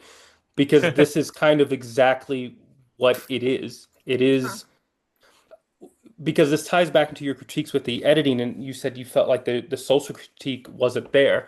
I actually do feel like it is there because the use of the Boots poem um, juxtaposed with the images of this medieval England and also the sort of the cult-like nature of the Holy Island, the place where our characters are from, it's talking about Brexit and That's bringing true, them I will say. Yeah. Yeah. bringing up again with Streisnig. I didn't get a chance to look at his full published interview with Letterboxd, but there is a screenshot that he shared specifically where Boyle is talking about this isle of people. They've dehumanized their enemy, the infected, so much that they don't see them as people, or Hmm. and they don't see them as people, and also in the case of Dr. Kelson, they don't register as like they didn't stop. They saw something that he was doing that was weird, but they never actually bothered to see what he was doing. They Yeah. just thought Yeah. it was weird and fucked up, and so completely disengaged. And that sort of closed-minded mentality has kept them walled off literally and also figuratively to the Yeah. point that they've created their own cult. And I think with the use of the editing, it's very much playing into that, which also informs the I Am Legend aspect of it. To me, that this closed off Brexit-esque mentality has just has fostered a world of incuriosity. And Yeah. by not registering the fact that like, hey, these infected, yes, they are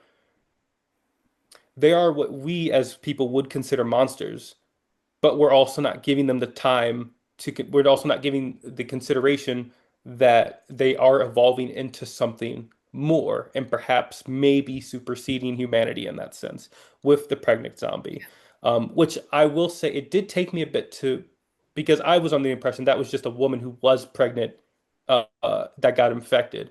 But I think it's more so the case that the infected are procreating Yeah. and do and Evolving. evolving Yeah. exactly. So We don't know yet. That like well, the please track, continue, but we don't know but yet. the music track from the Young Fathers specifically says Alpha Baby. So that's the reason why I'm like, oh, so maybe they did procreate. But I also think that's sort of the good thing is that Boyle and Garland are a great team together because Garland brings that very cynical, maybe even nihilistic view of humanity and and the world and the world building, all the sci-fi gobbledygook versus Boyle, who's very much about the humanism, the humanity of it. And I think Boyle consistently pushes back against the world building stuff. He gives you just enough, but also like I'm not that interested. I'm interested in this journey of this fantasy post-apocalyptic coming of age story of Spike. And I think that the emotion of that triumphs any, I think, of the qualms that I might have with the gobbledygook, because frankly, the humanism wins out. And it wins out in that sense of this being essentially an I Am Legend story. You be one with death, remember memento mori, memento amori, remember death, remember love. And I don't know if I'm summarizing these points succinctly, but yeah, I think the I Am Legend of it is what is really starting to like take hold, and that this is probably the best you're ever going to get. Yeah, And you Diego, if you Yeah. you hit the nail on the head. I never considered I Am Legend because that's my favorite shit ever. The original Richard Matheson story. I've not been in love with any of the movie adaptations. They're all fine. They're all fine motion pictures. Yeah. But I was waiting for someone to get the sauce of that book. The And Never will. yeah, They and never well will. now I do. Now I have it. But I So also think what that story is originally is kind of what 28 years later is, and what we're kind of seeing a lot with modern sci-fi and horror is that this is really a fantasy film.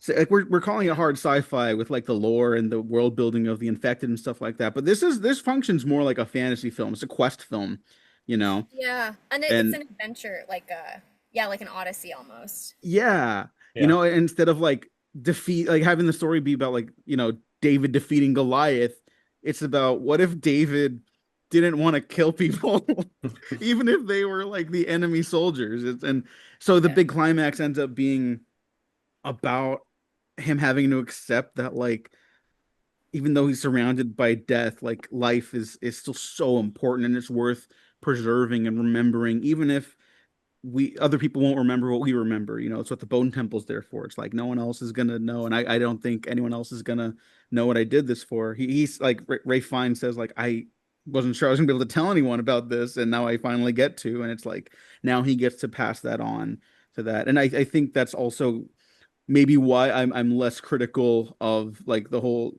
the motherhood aspects of this between the zombie and Jodie Comer, who doesn't get a lot to maybe physically do, but her performance doesn't her performance is play like great. I that mean, at she all. could Yeah. make anything good. Like Yeah. she's that whole when she sees the angel, I forget the name of it, but the giant angel over the valley, Hmm. oh and she's yeah, having a conversation with her dad. It's I like, like that.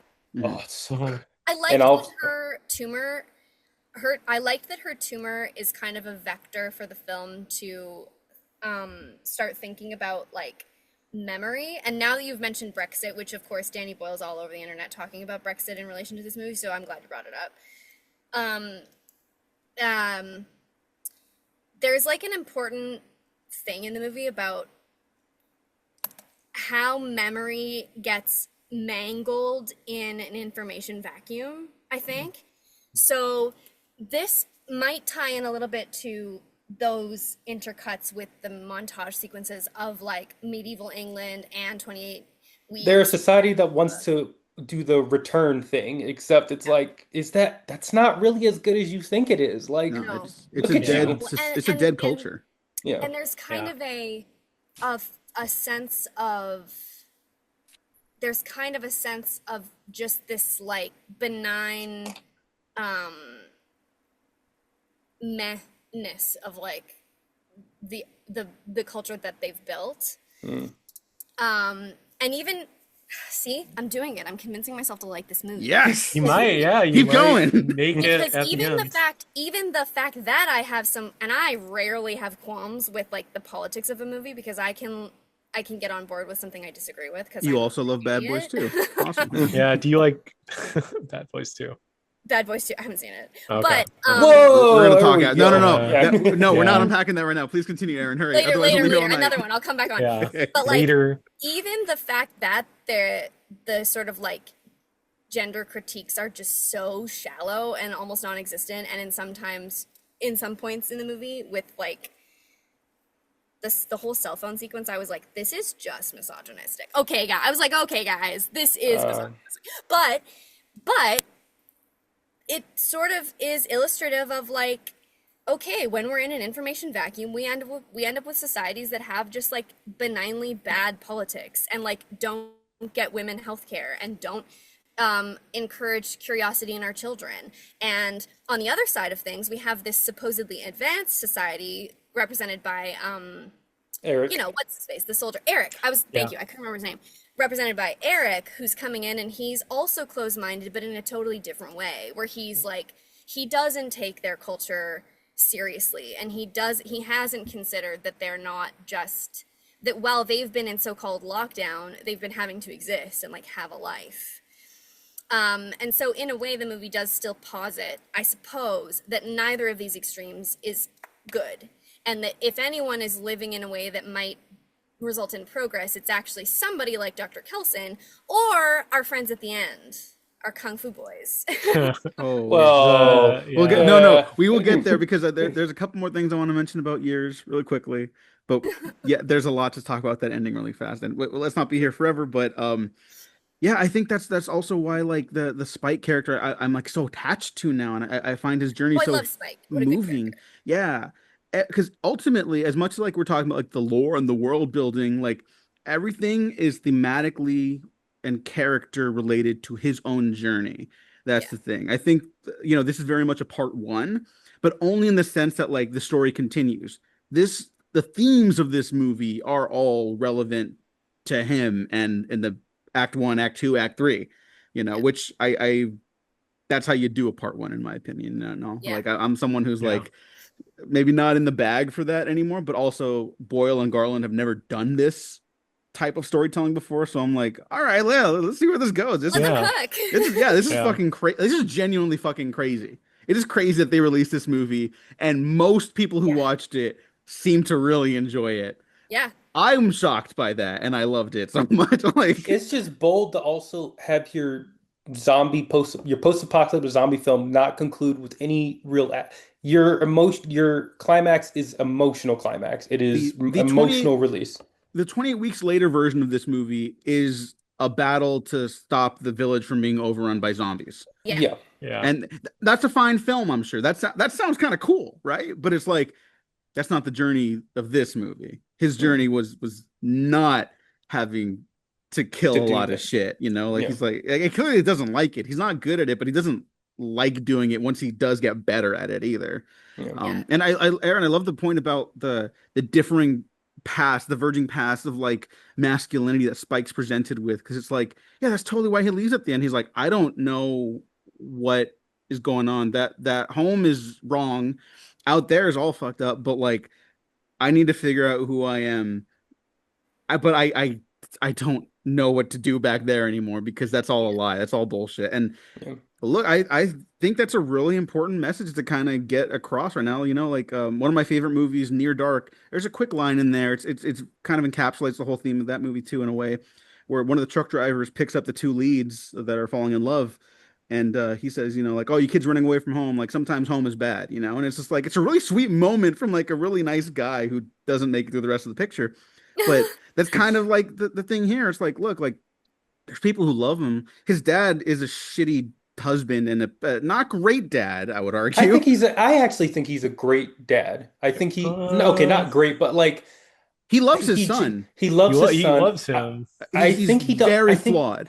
He's a very troubled flawed. person, but Yeah. I don't think he's like, I don't think the film posits him as like good or note bad. bad. He's Yeah, No, yeah, complicated. defensive or something. They, Yeah. I think, yes, he's a piece of shit husband, but there is also room for the way, because we're not saying what he cheats on his dying wife, and they don't say whether or not she knows, even though they do hint at that everybody assumed she had cancer and just didn't do anything about it.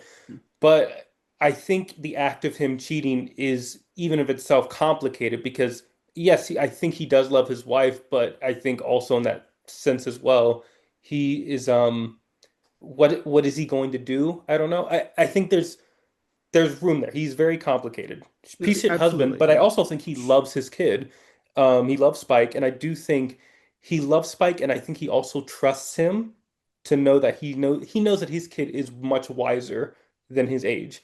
And that's where I think he's a good dad because at least to me, he seems to trust to know that his son is okay. He does try and he tries to pump his son up or pump his ego up. You did good, kid. You know, I'm not upset with you, et cetera, et cetera. I genuinely think he is a pretty good father in a not pretty good time.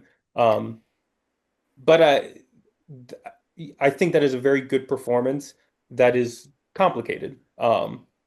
Very, very complicated and flawed, and I think that's good. And he is in an information and education vacuum. Like this is a guy who would have presumably like mostly stalled out when at at outbreak, and then his maturity has been completely predicated on like having to survive and escape and then settle in this place where like presumably he knew nobody, and then he becomes a centerpiece of the community because of his particular kind of masculinity where he has this set of like really relevant and important skills for going out into the non-safe zone and coming back with resources and what have you. So like, yeah, I'm convincing myself to like this movie. See, I told You you. will. No, Yeah. this is Now, great. This now is we great. have We're I'm gonna run this convince, shit for another You've seen three the hours. process. Yeah. No. Now I'm gonna convince you to Yeah, get you've a seen this process letterbox in too. Good joke. Why? Um, So I can start writing witty one-liners and reducing the Maybe. entire art form to how funny I can be? yes, No. Yeah, absolutely. it's fun to do. I'm kidding. I know. I'm the outlier there. I'm just stubborn. It's okay. No, but like, It's all right. wait, are we still talking about 28 years? I must have missed the other day. Oh, we went on a Dean's segue making for. fun of me because I don't have letterboxed. Ah, fair enough. She I will think that's eventually. fine. You miss most of the discourse with that anyway. I always say that letterbox is for you, not for everybody. That is for you to define how you want it, not Yeah. for anybody else. So yeah, like I I never use even. IMDb. I'm like, Yeah. Oh, okay. Wait, no. Now you oh. you have to use Letterboxd if you use IMDb. That's my hot take. I think if but you I use don't write IMDb, anything. I only keep track. I only use it to track what I've watched. That's literally it. okay, I guess that's valid. I'm locked into Letterboxd for that now. Like, and again, to Max's point, I also don't like really interact with people on there. Like, I'll like Yeah. friends reviews if I Yeah. like agree with it Right. or whatever. But Yeah. like, I haven't checked my comments. I don't know if people Matt, I saw respond at your all. Predator Killer of Killers review. We need to talk. Oh, I haven't Oh, talked to Matt it's about that actually. yeah. Yeah, he Another gave it 2.5 stars. another So host on here. He doesn't like the Yeah. Predator sequels. That's no, fine. I That's know, fine. I know. That's another thing. Yeah. But for 28 years later, let's see what else. What else we got to talk about here? Because I hope I didn't derail with that conversation. No, No, no, no, it's fine. no, you're not at doing all. great. no, this is normal. Obviously, Boyle and Garland. The joke Matt and I have is that like, oh, their big inspiration for coming back for the sequels was money, which is, it's Yeah. like clearly they have Pretty like an nice. idea. They had ideas they wanted to play with and stuff like that. And Boyle and Garland, to their credit, have been very open. Like we came back to this franchise because we had other ideas we wanted to talk about, but no one gives us money to talk about them anywhere else. So here Yeah. you So go. gotta And use the IP to channel those ideas, which is maybe the best way to go about that I mean, since yeah, I do Yeah. want like ideas in movies. I like big movies, you know what I mean? But yeah.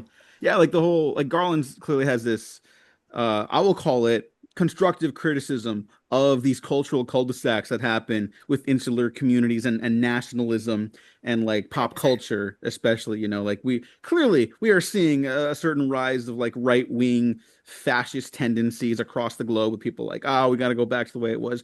It's been 1980s for like 40 fucking years at this point. You know, we never left the 80s. That's the great John Carpenter quote, and that feels very true and relevant. And Yeah. this movie isn't a direct rebuke of that idea, but it's definitely interested in similar ideas. Like, yeah, we like staying in these cultural cul-de-sacs. It's not good for anybody, you Yeah. know. Like It's withholding stunting. information from a kid about his mom being sick, like it, it's horrible. It breaks his trust with the community. It breaks his Yeah. family dynamic, you know. And And it certainly is not, of course, as it wouldn't be from somebody like Garland, in any way anti-science. Like the film is extremely clear. It's saying like, no, it's bad that they estranged the only doctor because they thought he was weird. Like that's mhm. bad and that should not have happened. Maybe it's a statement on privatization. I don't know. Oh no, Maybe. you might Yeah, be no, cooking. that's Might be Yeah. cooking. yeah, I mean, and the whole idea of like how Boyle and Garland approach the stuff, like Boyle is much more like metaphysical with his, he doesn't need like the logic behind it, and Garland's very Doesn't much care. like, I He's a need to know formalist, I how think. this, yeah, I need to know how this functions and stuff like that. So when you get to like the remember sequence, which I like Max found very beautiful, and I've been moved both times I've watched it. I'm surely going to be moved the third time I watch it this week, with our good friend Gene right here. And the whole like Spike getting drugged, and like the sequence gets very trippy. It's very like emotional and everything like that.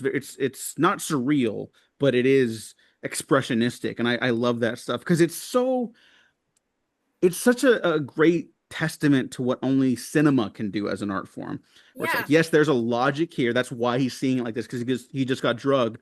But emotionally, that it's all on screen. It's him getting wrapped up. It's her soul You know what ascending. I yeah, realized? Kelson doesn't he still maintains his Hippocratic oath. He doesn't kill anybody. He just tranquilizes them. And he's still acting as a doctor, both yeah, literally when he has to check out her cancer, and yeah. then also like he still maintains that, which I was listening to Blank Check and there was 2 points, one that relates to this, one that goes to a different part of the film. But they were saying there's a quick reaction shot. Blink and you'll miss it because Ray Fiennes, uh, if you haven't noticed, is a phenomenal fucking actor, and Yeah, he of plays this course. role with such grace and tenderness. But as he's checking her, was it lymph nodes and everything, he's basically checking to see if she has cancer or what's wrong with her. And there's this brief glimpse that they say, you look at him, he's very briefly excited, like, oh my God, I can be a doctor again. Just, Yeah. for a moment of of the world before that I used to just do every day. And I get to do this. And obviously, the circumstance is very dark, and he has to tell this kid that his mom is going, but like, it's a bit of character there. And then the other thing they note, he said, and did I say it was from Blank Check? It's from Blank Check. Sorry. Yeah. Yeah. Um, returning back to the Holy Island, the community, and I forget, I think it was Griffin who said it. He said he was trying to distill his point that he understands the very core idea of the return sort of aspect of the manosphere and those people, not in the sense that he agrees with it, but I think he gets it in the sense that the world is so overwhelming. There's so much we have to process now on such a daily basis that we need to go back. They obviously the manosphere, they take that to an extent that is well beyond, Insane. insanity. Yeah, But the idea of maybe we should take a couple steps back from the overwhelming nature of our society, which there is, I think, to some degree, there is something to that. Not to what we do at the manosphere, but like, I mean, you turn on your phone and you go to social media and shit's not great, people. Yeah. I don't actually know specifically what tangent I was building to with that, but Well, just the I just go ahead, but no, no, no, I go like what because you're saying. I I was just just saying, yeah, go ahead. Sorry. Ugh. damn, we gotta I'm we gotta get about in to. sync right here. It's a time difference. Um, But I'll just say, like, I agree with all that, and I think there's another very important note that Danny Boyle talked about. It may have been with the Letterboxd interview with Brandon. It may be mm, from somewhere else, but Boyle was talking about like, these people like when they're shut off from the world, they've gone back to like their what they feel is their cultural roots, and they've gone back because it's a comfort to them. And Boyle says like it's not because they're bad people, but it's just something that brings them a sense of safety. It's like a safety net, you Yeah. know, and that's great. You know, we all love, who doesn't love comfort food and shit like that, you know. But if like junk food is comfort food. If you eat junk food all the time, your heart's gonna explode. You know, Yeah. it's just Mhm. it's Well, and if you bad for you. yeah, and it's like it's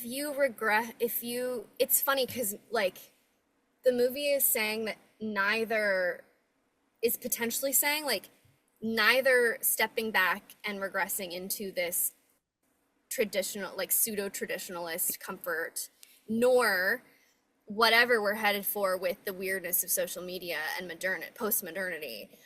He's like the movie's kind of somewhere in the middle saying like no, the liminality of Spike and of growing up and of curiosity is perhaps the way forward, even if the way forward is like messy and makes no sense and doesn't feel coherent.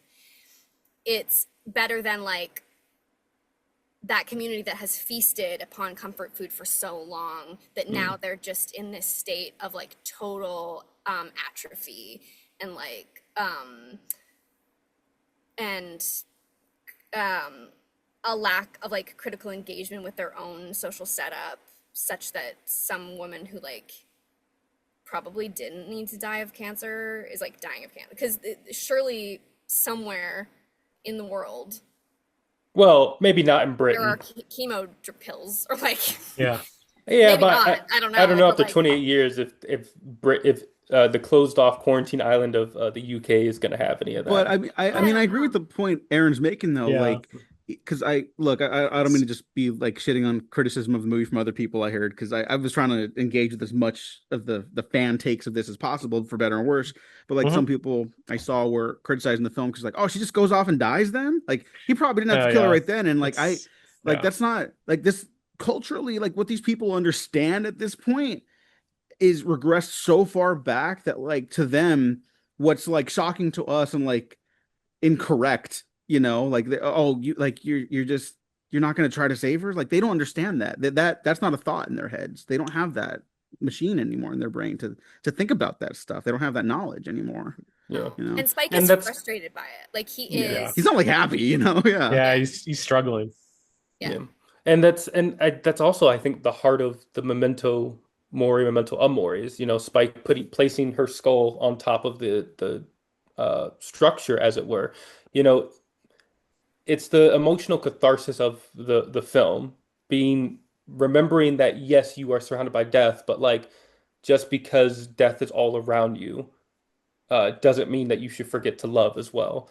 And I think that ties into him not going back home because like he knows his experience with Eric, his experience home with his father and the community. It's like as Aaron was saying, there's a compromise, there's a way forward that takes the good and bad of both. Now, what that is, that's going to be for the sequels and whatnot to, explore. Yeah. But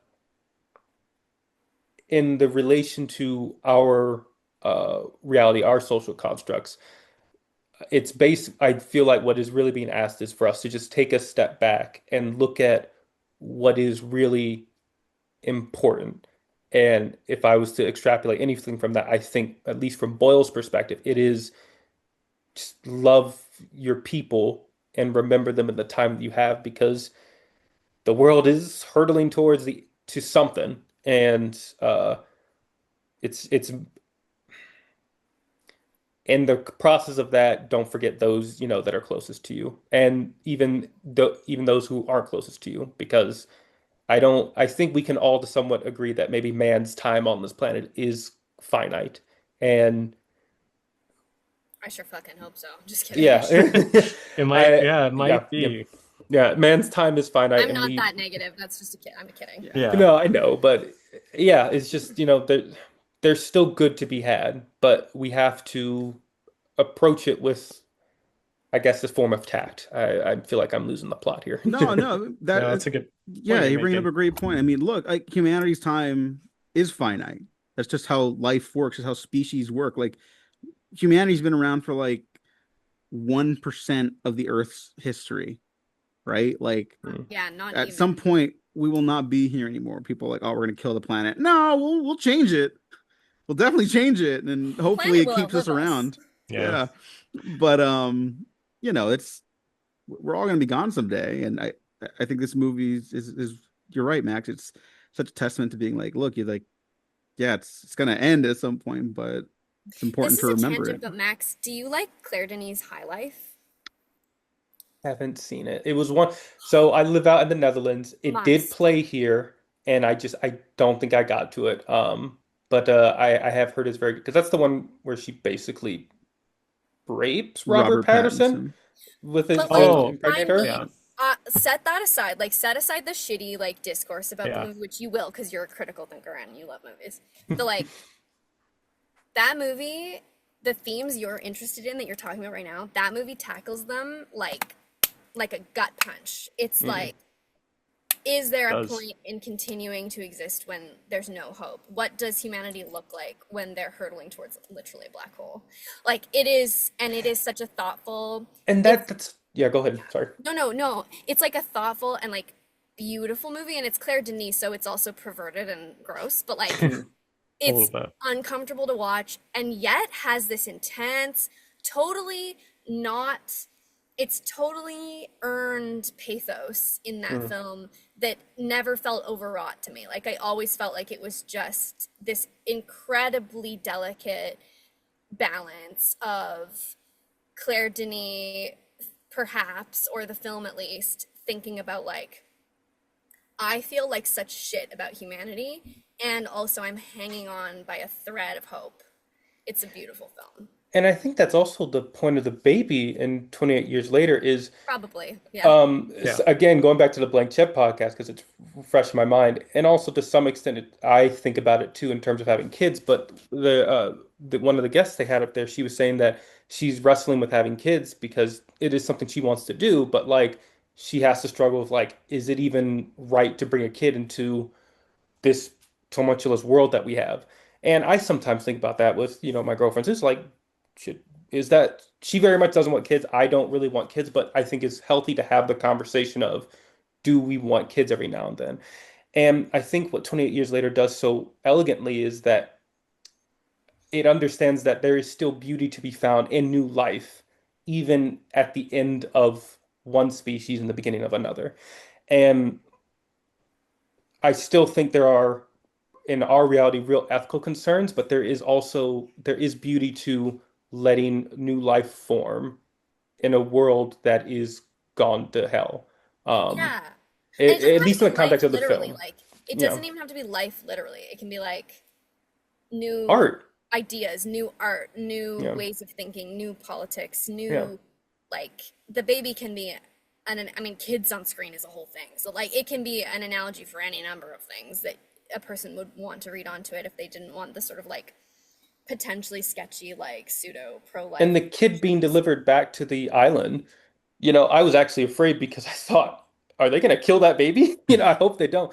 But in a, I guess, positive reading of that, him giving that baby back, giving the baby to the islands, like, guys, the world is changed, and it doesn't just have to be you in this closed off community. These things are dangerous out there, but they are evolving. They are becoming, I guess, more, so to speak. No, Yeah. they are becoming more, and I think that's ideally one of the threads you could explore with whatever they're going to do with the Yeah. sequels is, that idea of with this child is this community maybe beginning to open up a bit, or at least be more understanding that the world around them has changed, and yes, while still dangerous, doesn't mean that they have to keep themselves walled off.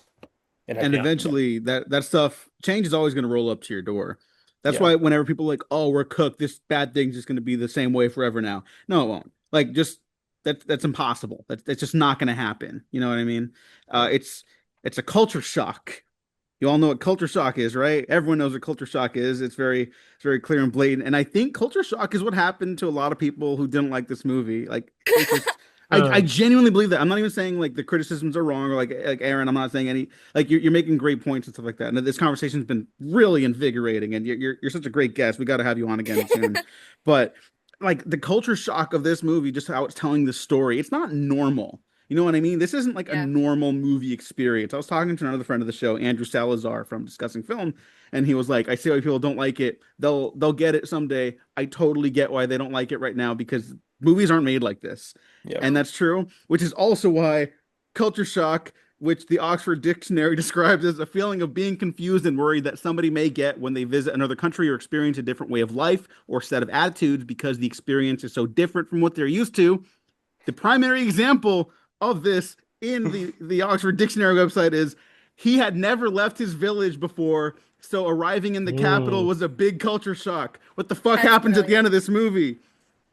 They run into a bunch of Jimmy Where did you Savile read? Yeah. Teletubby cosplayers, They do. They and really it's do. fucking insane. I thought people were joking about the ending being strange, and then I saw Yeah. it and I was like, oh Yeah. no, they It's undersold a, it. Well, I'm it's okay, actually so like on board with the ending. Like, Yeah. in the yeah. Make no sense, mistake, well, me yeah. too. it's just I like want fucking to ask. it's a I want to ask. cliffhanger. Does Like, any did yeah. anybody in watching that sequence, did they immediately clock who that was? Because I will say on my end, No, I had not. no idea about any of that. I still found it wild and interesting, and it also took me a second to realize, is that Jack? That's Jack.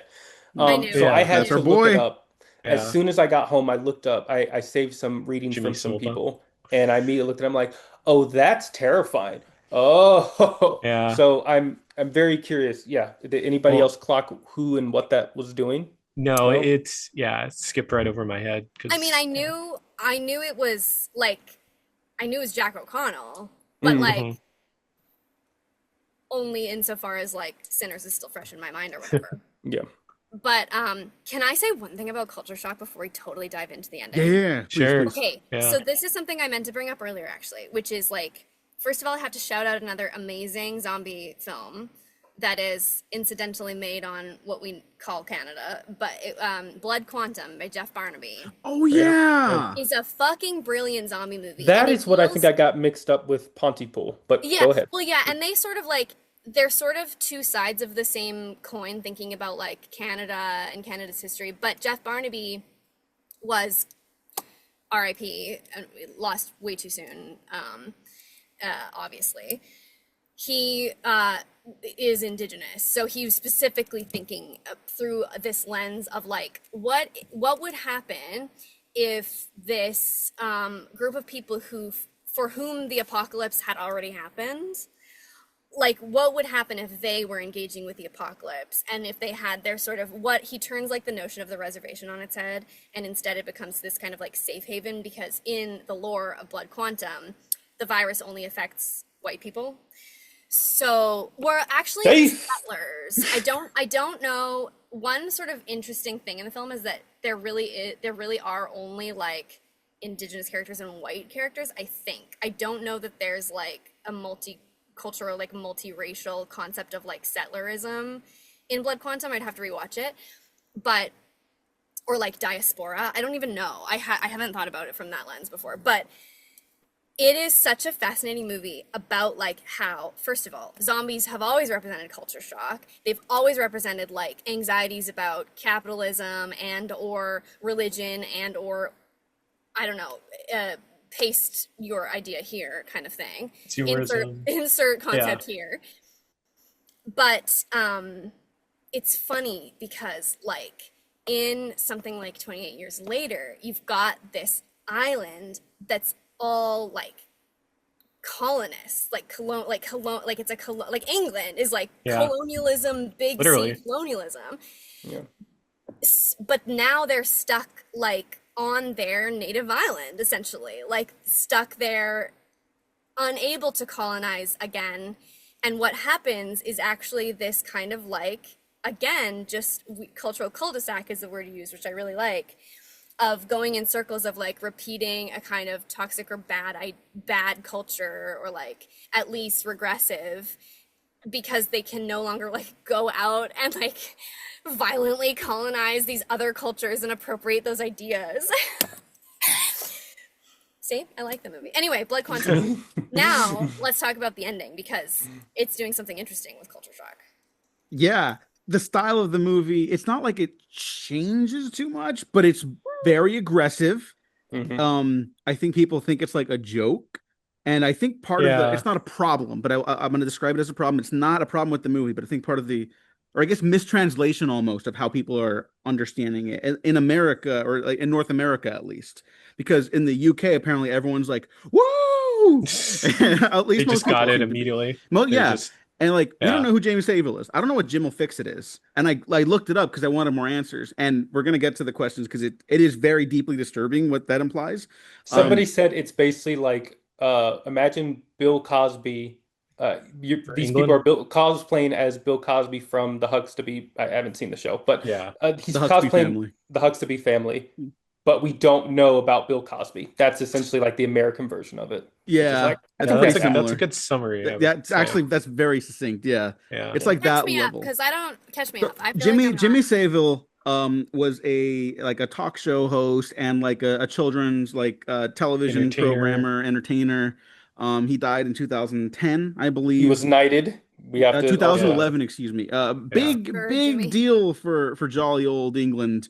Um, Until he he he did hurt a lot of kids. He did sexually abuse a lot of kids. Many victims who are still Uh-huh. with us to this day.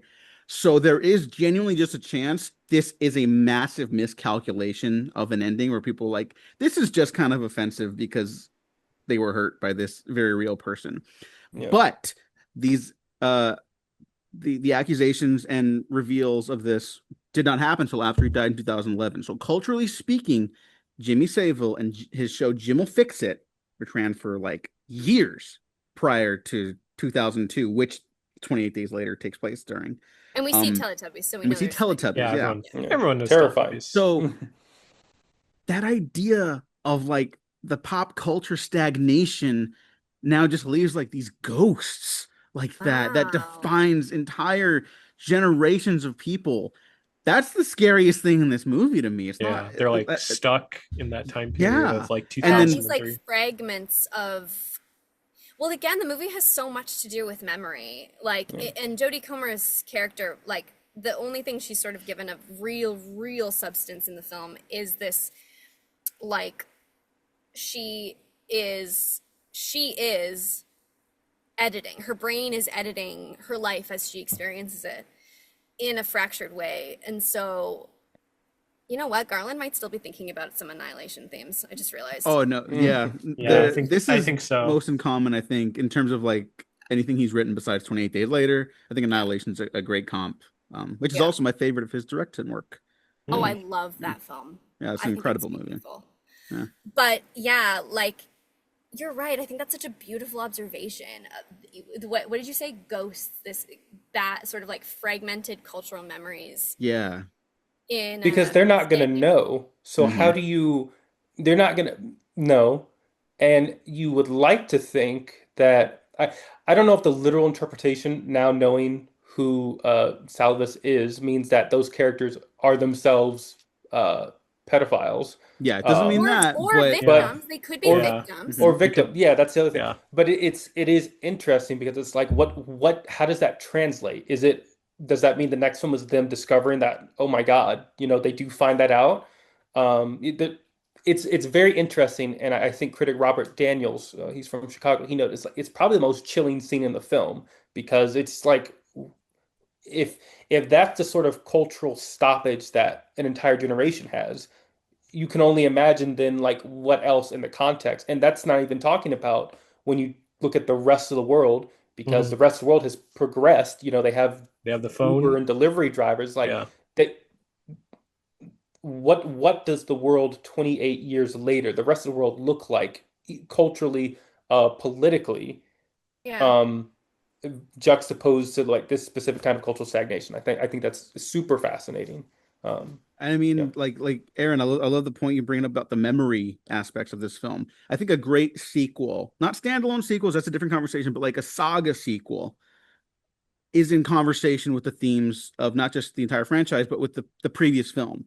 I think one of my favorite examples is like Spider-Man and Spider-Man 2. Spider-Man's like the classy hero origin story. Yeah. Spider-Man 2 is like, okay, well now deal with it. Like life's not so Oh, easy yeah. now, is it? Okay. And I think, yeah. And this movie is like, okay, look at like how important it is to like remember things, or the beauty of memory as we hold it with us. And it's like, well, what happens now when you hold on to all of it? Even Yeah, what even happens the to stuff the you don't bad fully stuff? understand. And I And think Boyle said that if he could boil down at least these two Ah, films, he said for this one, it's about the nature of family. And then he said for the next one, it's like the nature of evil. And I think that's very oh, he just fascinating. straight up said nature of evil. Yeah. So Let's it's Yeah. like, fucking go. What the let's fuck, go. Let him dude? cook. Let him cook. Yeah. Although it'll be 6 months. director Nia DaCosta cooking, who I'm a big fan of. Yeah, she's I she's directing it. I do not envy what she has in front of her. Nope. I have to assume that Danny handpicked her. I like her Candyman. I haven't seen any of her other films. I really like her Little Candyman. Woods. I really Yeah. like Little Woods. Yeah. I know Seuss is excited for it's supposed to come out this year. Her Hedda. Hedda. She's Yeah. very excited for that. So I'm curious to see that. But I also do not envy the task in front of her because following up this film with a different cinematographer, a different score is like I'm hoping spiritually it's in line, even if not They aesthetically. shoot it at the same time. Like back to back. Yeah. Yeah, it was Like back to Boyle back. wrapped, and then they just Yeah. went straight into Nia's film. Yeah. So That's so hopefully, interesting. yeah, I'll be very curious to see how that looks like. I'm excited for it. I do think she has the chops, but I do not envy with how much I think I love this and how much I think I'm going to love it on a second viewing even more. I don't envy how you approach that, but I'm very curious, especially with what we're talking about with this ending. Yeah. She'll be fun. I mean, it'll be different, but I think it'll be because she is so oppositional to Boyle's stylistically, like Little Woods, which is kind of like how would you describe it, Diego? It's like a postmodern Western. Yeah. Oh yeah, Like yeah. It does have a very Western quality about it. Much. yeah. It's much more patient, I It's will say. quiet. It's a Yeah. quiet film, and it is a slow film, and it is controlled and thoughtful. And Candyman has those qualities, just it's a big studio movie. Um, so I'm curious. It will be quite a jarring. It could be. I mean, who knows? She could have extreme range as a filmmaker and just has never been able to flex her muscles. Who knows? But like, Yeah. I mean, it could be stylistically extremely different. That would be interesting. Yeah. And I do think there's something deeply funny about an English movie that makes the case that the world without England just moved along with nothing changing. Like, That's there's something yeah, really funny about that. yeah, that's So I don't wonder know. what Nia will do with that because Yeah. she's American, right? She's got to be. Yeah. Yeah, Yeah, she's from she's America. American. Yeah, so it'd be interesting to get like a non-English person to explore that too. Well, here Yeah. before we Yeah. start wrapping up, do we all want to just get together and do this again in 6 months for the Bone Temple? Oh yeah, Sure. that'd be That back, the But plan? which it is so weird now that that's called the Bone Temple because you think watching Yeah, the marketing of this like, oh, it's going to be about that, and it's like, I don't. How do you tie Oh. into that if that's what you're talking about? Oh, but if it's about like the almost a bastardization of memory and the Sure. fragmentation Yeah. of like this sick culture that's persevered, as well as like the hope that Dr. Ray finds, like I'm sorry, I can't remember his character's name. I love him so much, I forgot Kelson. already. Kelson. Kelson, yeah. Yeah. Like what he's upholding, it's like, well, what's the bad side of that? Apart Yeah. from the village that Spike came from.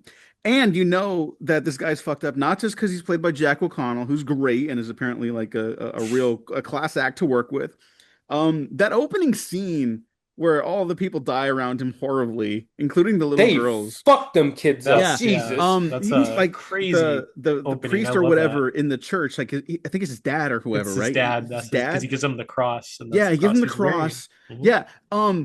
Talk about like legit bad dads in the movie. That guy's like, no, son, it's cool. It's like the rapture or whatever the fuck. Yeah, And he's like, no, this is like he's telling his son this is good. What's about to happen to him as and he's getting torn like apart. eaten by Yeah. zombies. What Yeah. would that do to a person? What Yeah. does that do to someone's psychology Yeah. as a Well, it's child? like it's like I all the love- crazy people during COVID. They're just Yeah. like No, telling you know what?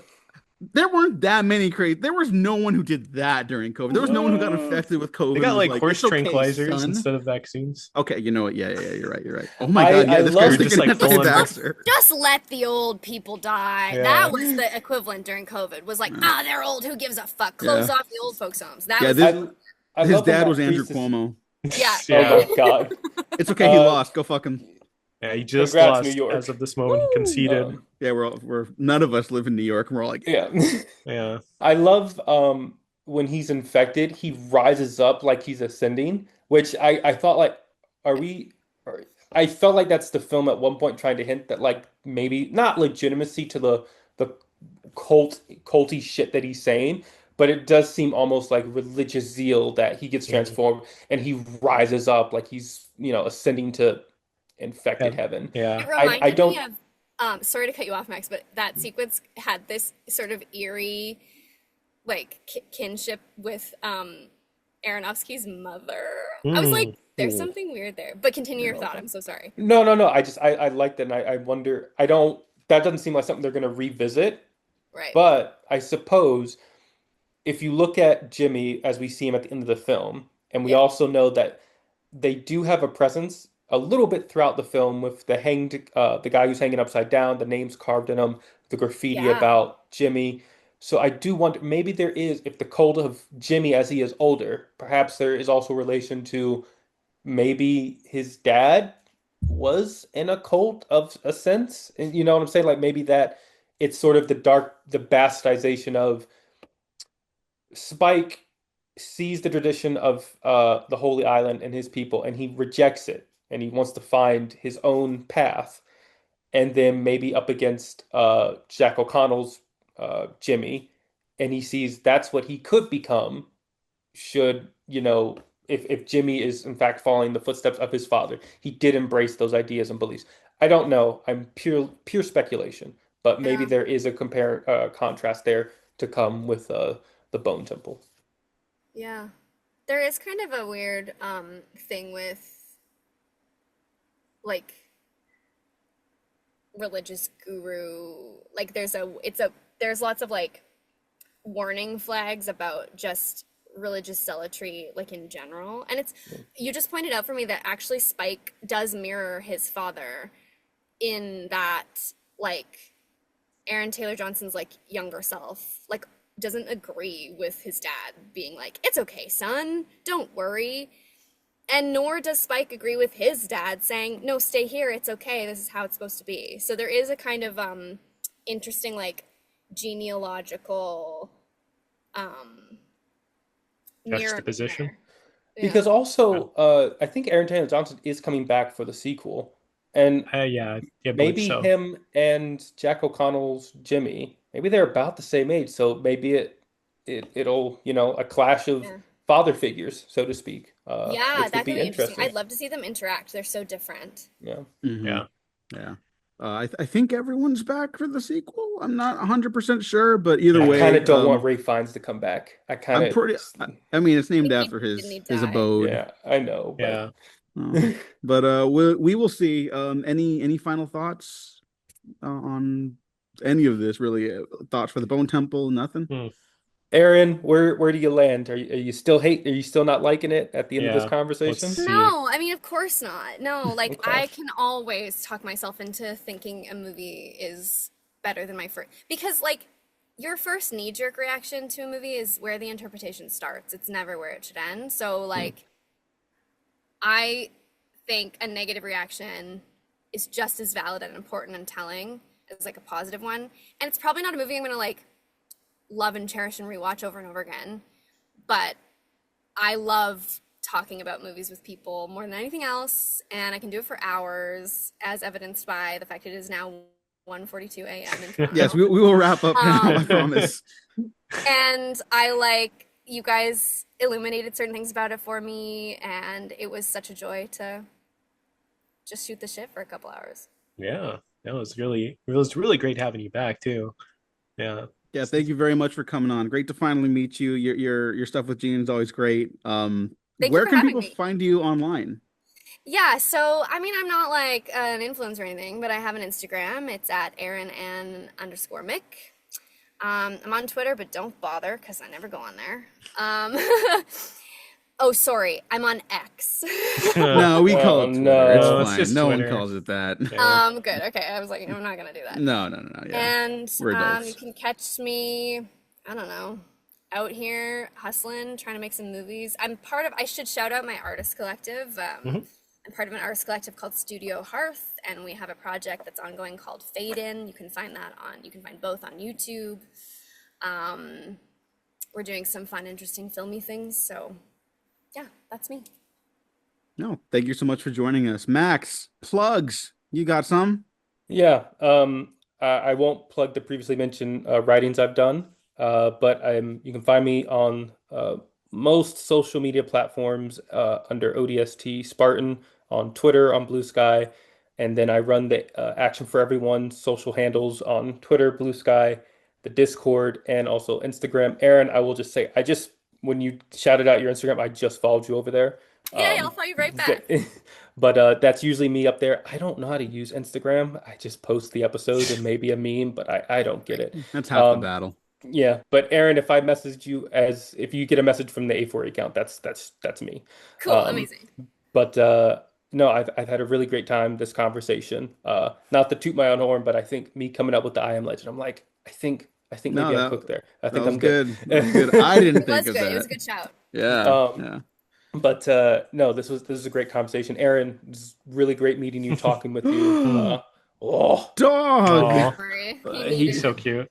A shout out. This is Zorro. Hi, Zorro. McCready Sorry for not watching this. over. Yeah, that's why you should watch it too. Man, I wish I had my dog. She's at my parents' house, but she's here in spirit. Yeah. Yeah, he's met me before too. Yeah. It's online. Yeah. All right. Gene, our plugs are always down below. Yeah. We don't need to plug us, but thank you again for setting this one up, my friend. This was great. Can't wait to see I could you. plug my Oh, okay, film. yeah. Oh, Yeah. Do that. Plug it. Yeah. We're putting a teaser out for Abductees, our short film. So look for that on Instagram. Yeah, it'll be out the day after this episode goes up. Yeah, you guys all seen it. I already sent it to you, but yeah. What? For anyone... No, Don't tell them. I'm so hyped. Oh yeah, yeah. Exactly. When's the episode going up? Like Friday? No, like Thursday. tomorrow, like in Thursday. less than 12 hours. Okay, fair enough. No, Gene's stuff is going up Thursday. This is going up like in the morning. Gotcha. Okay. All right. Thanks everyone for listening. Thanks for watching. Like and subscribe. If you didn't love 28 years later, like our great guest Aaron, that's okay. Let us know down below. And if you did love it, let us know as well. Thanks for listening. Thanks for watching. We have been professionally unprofessional.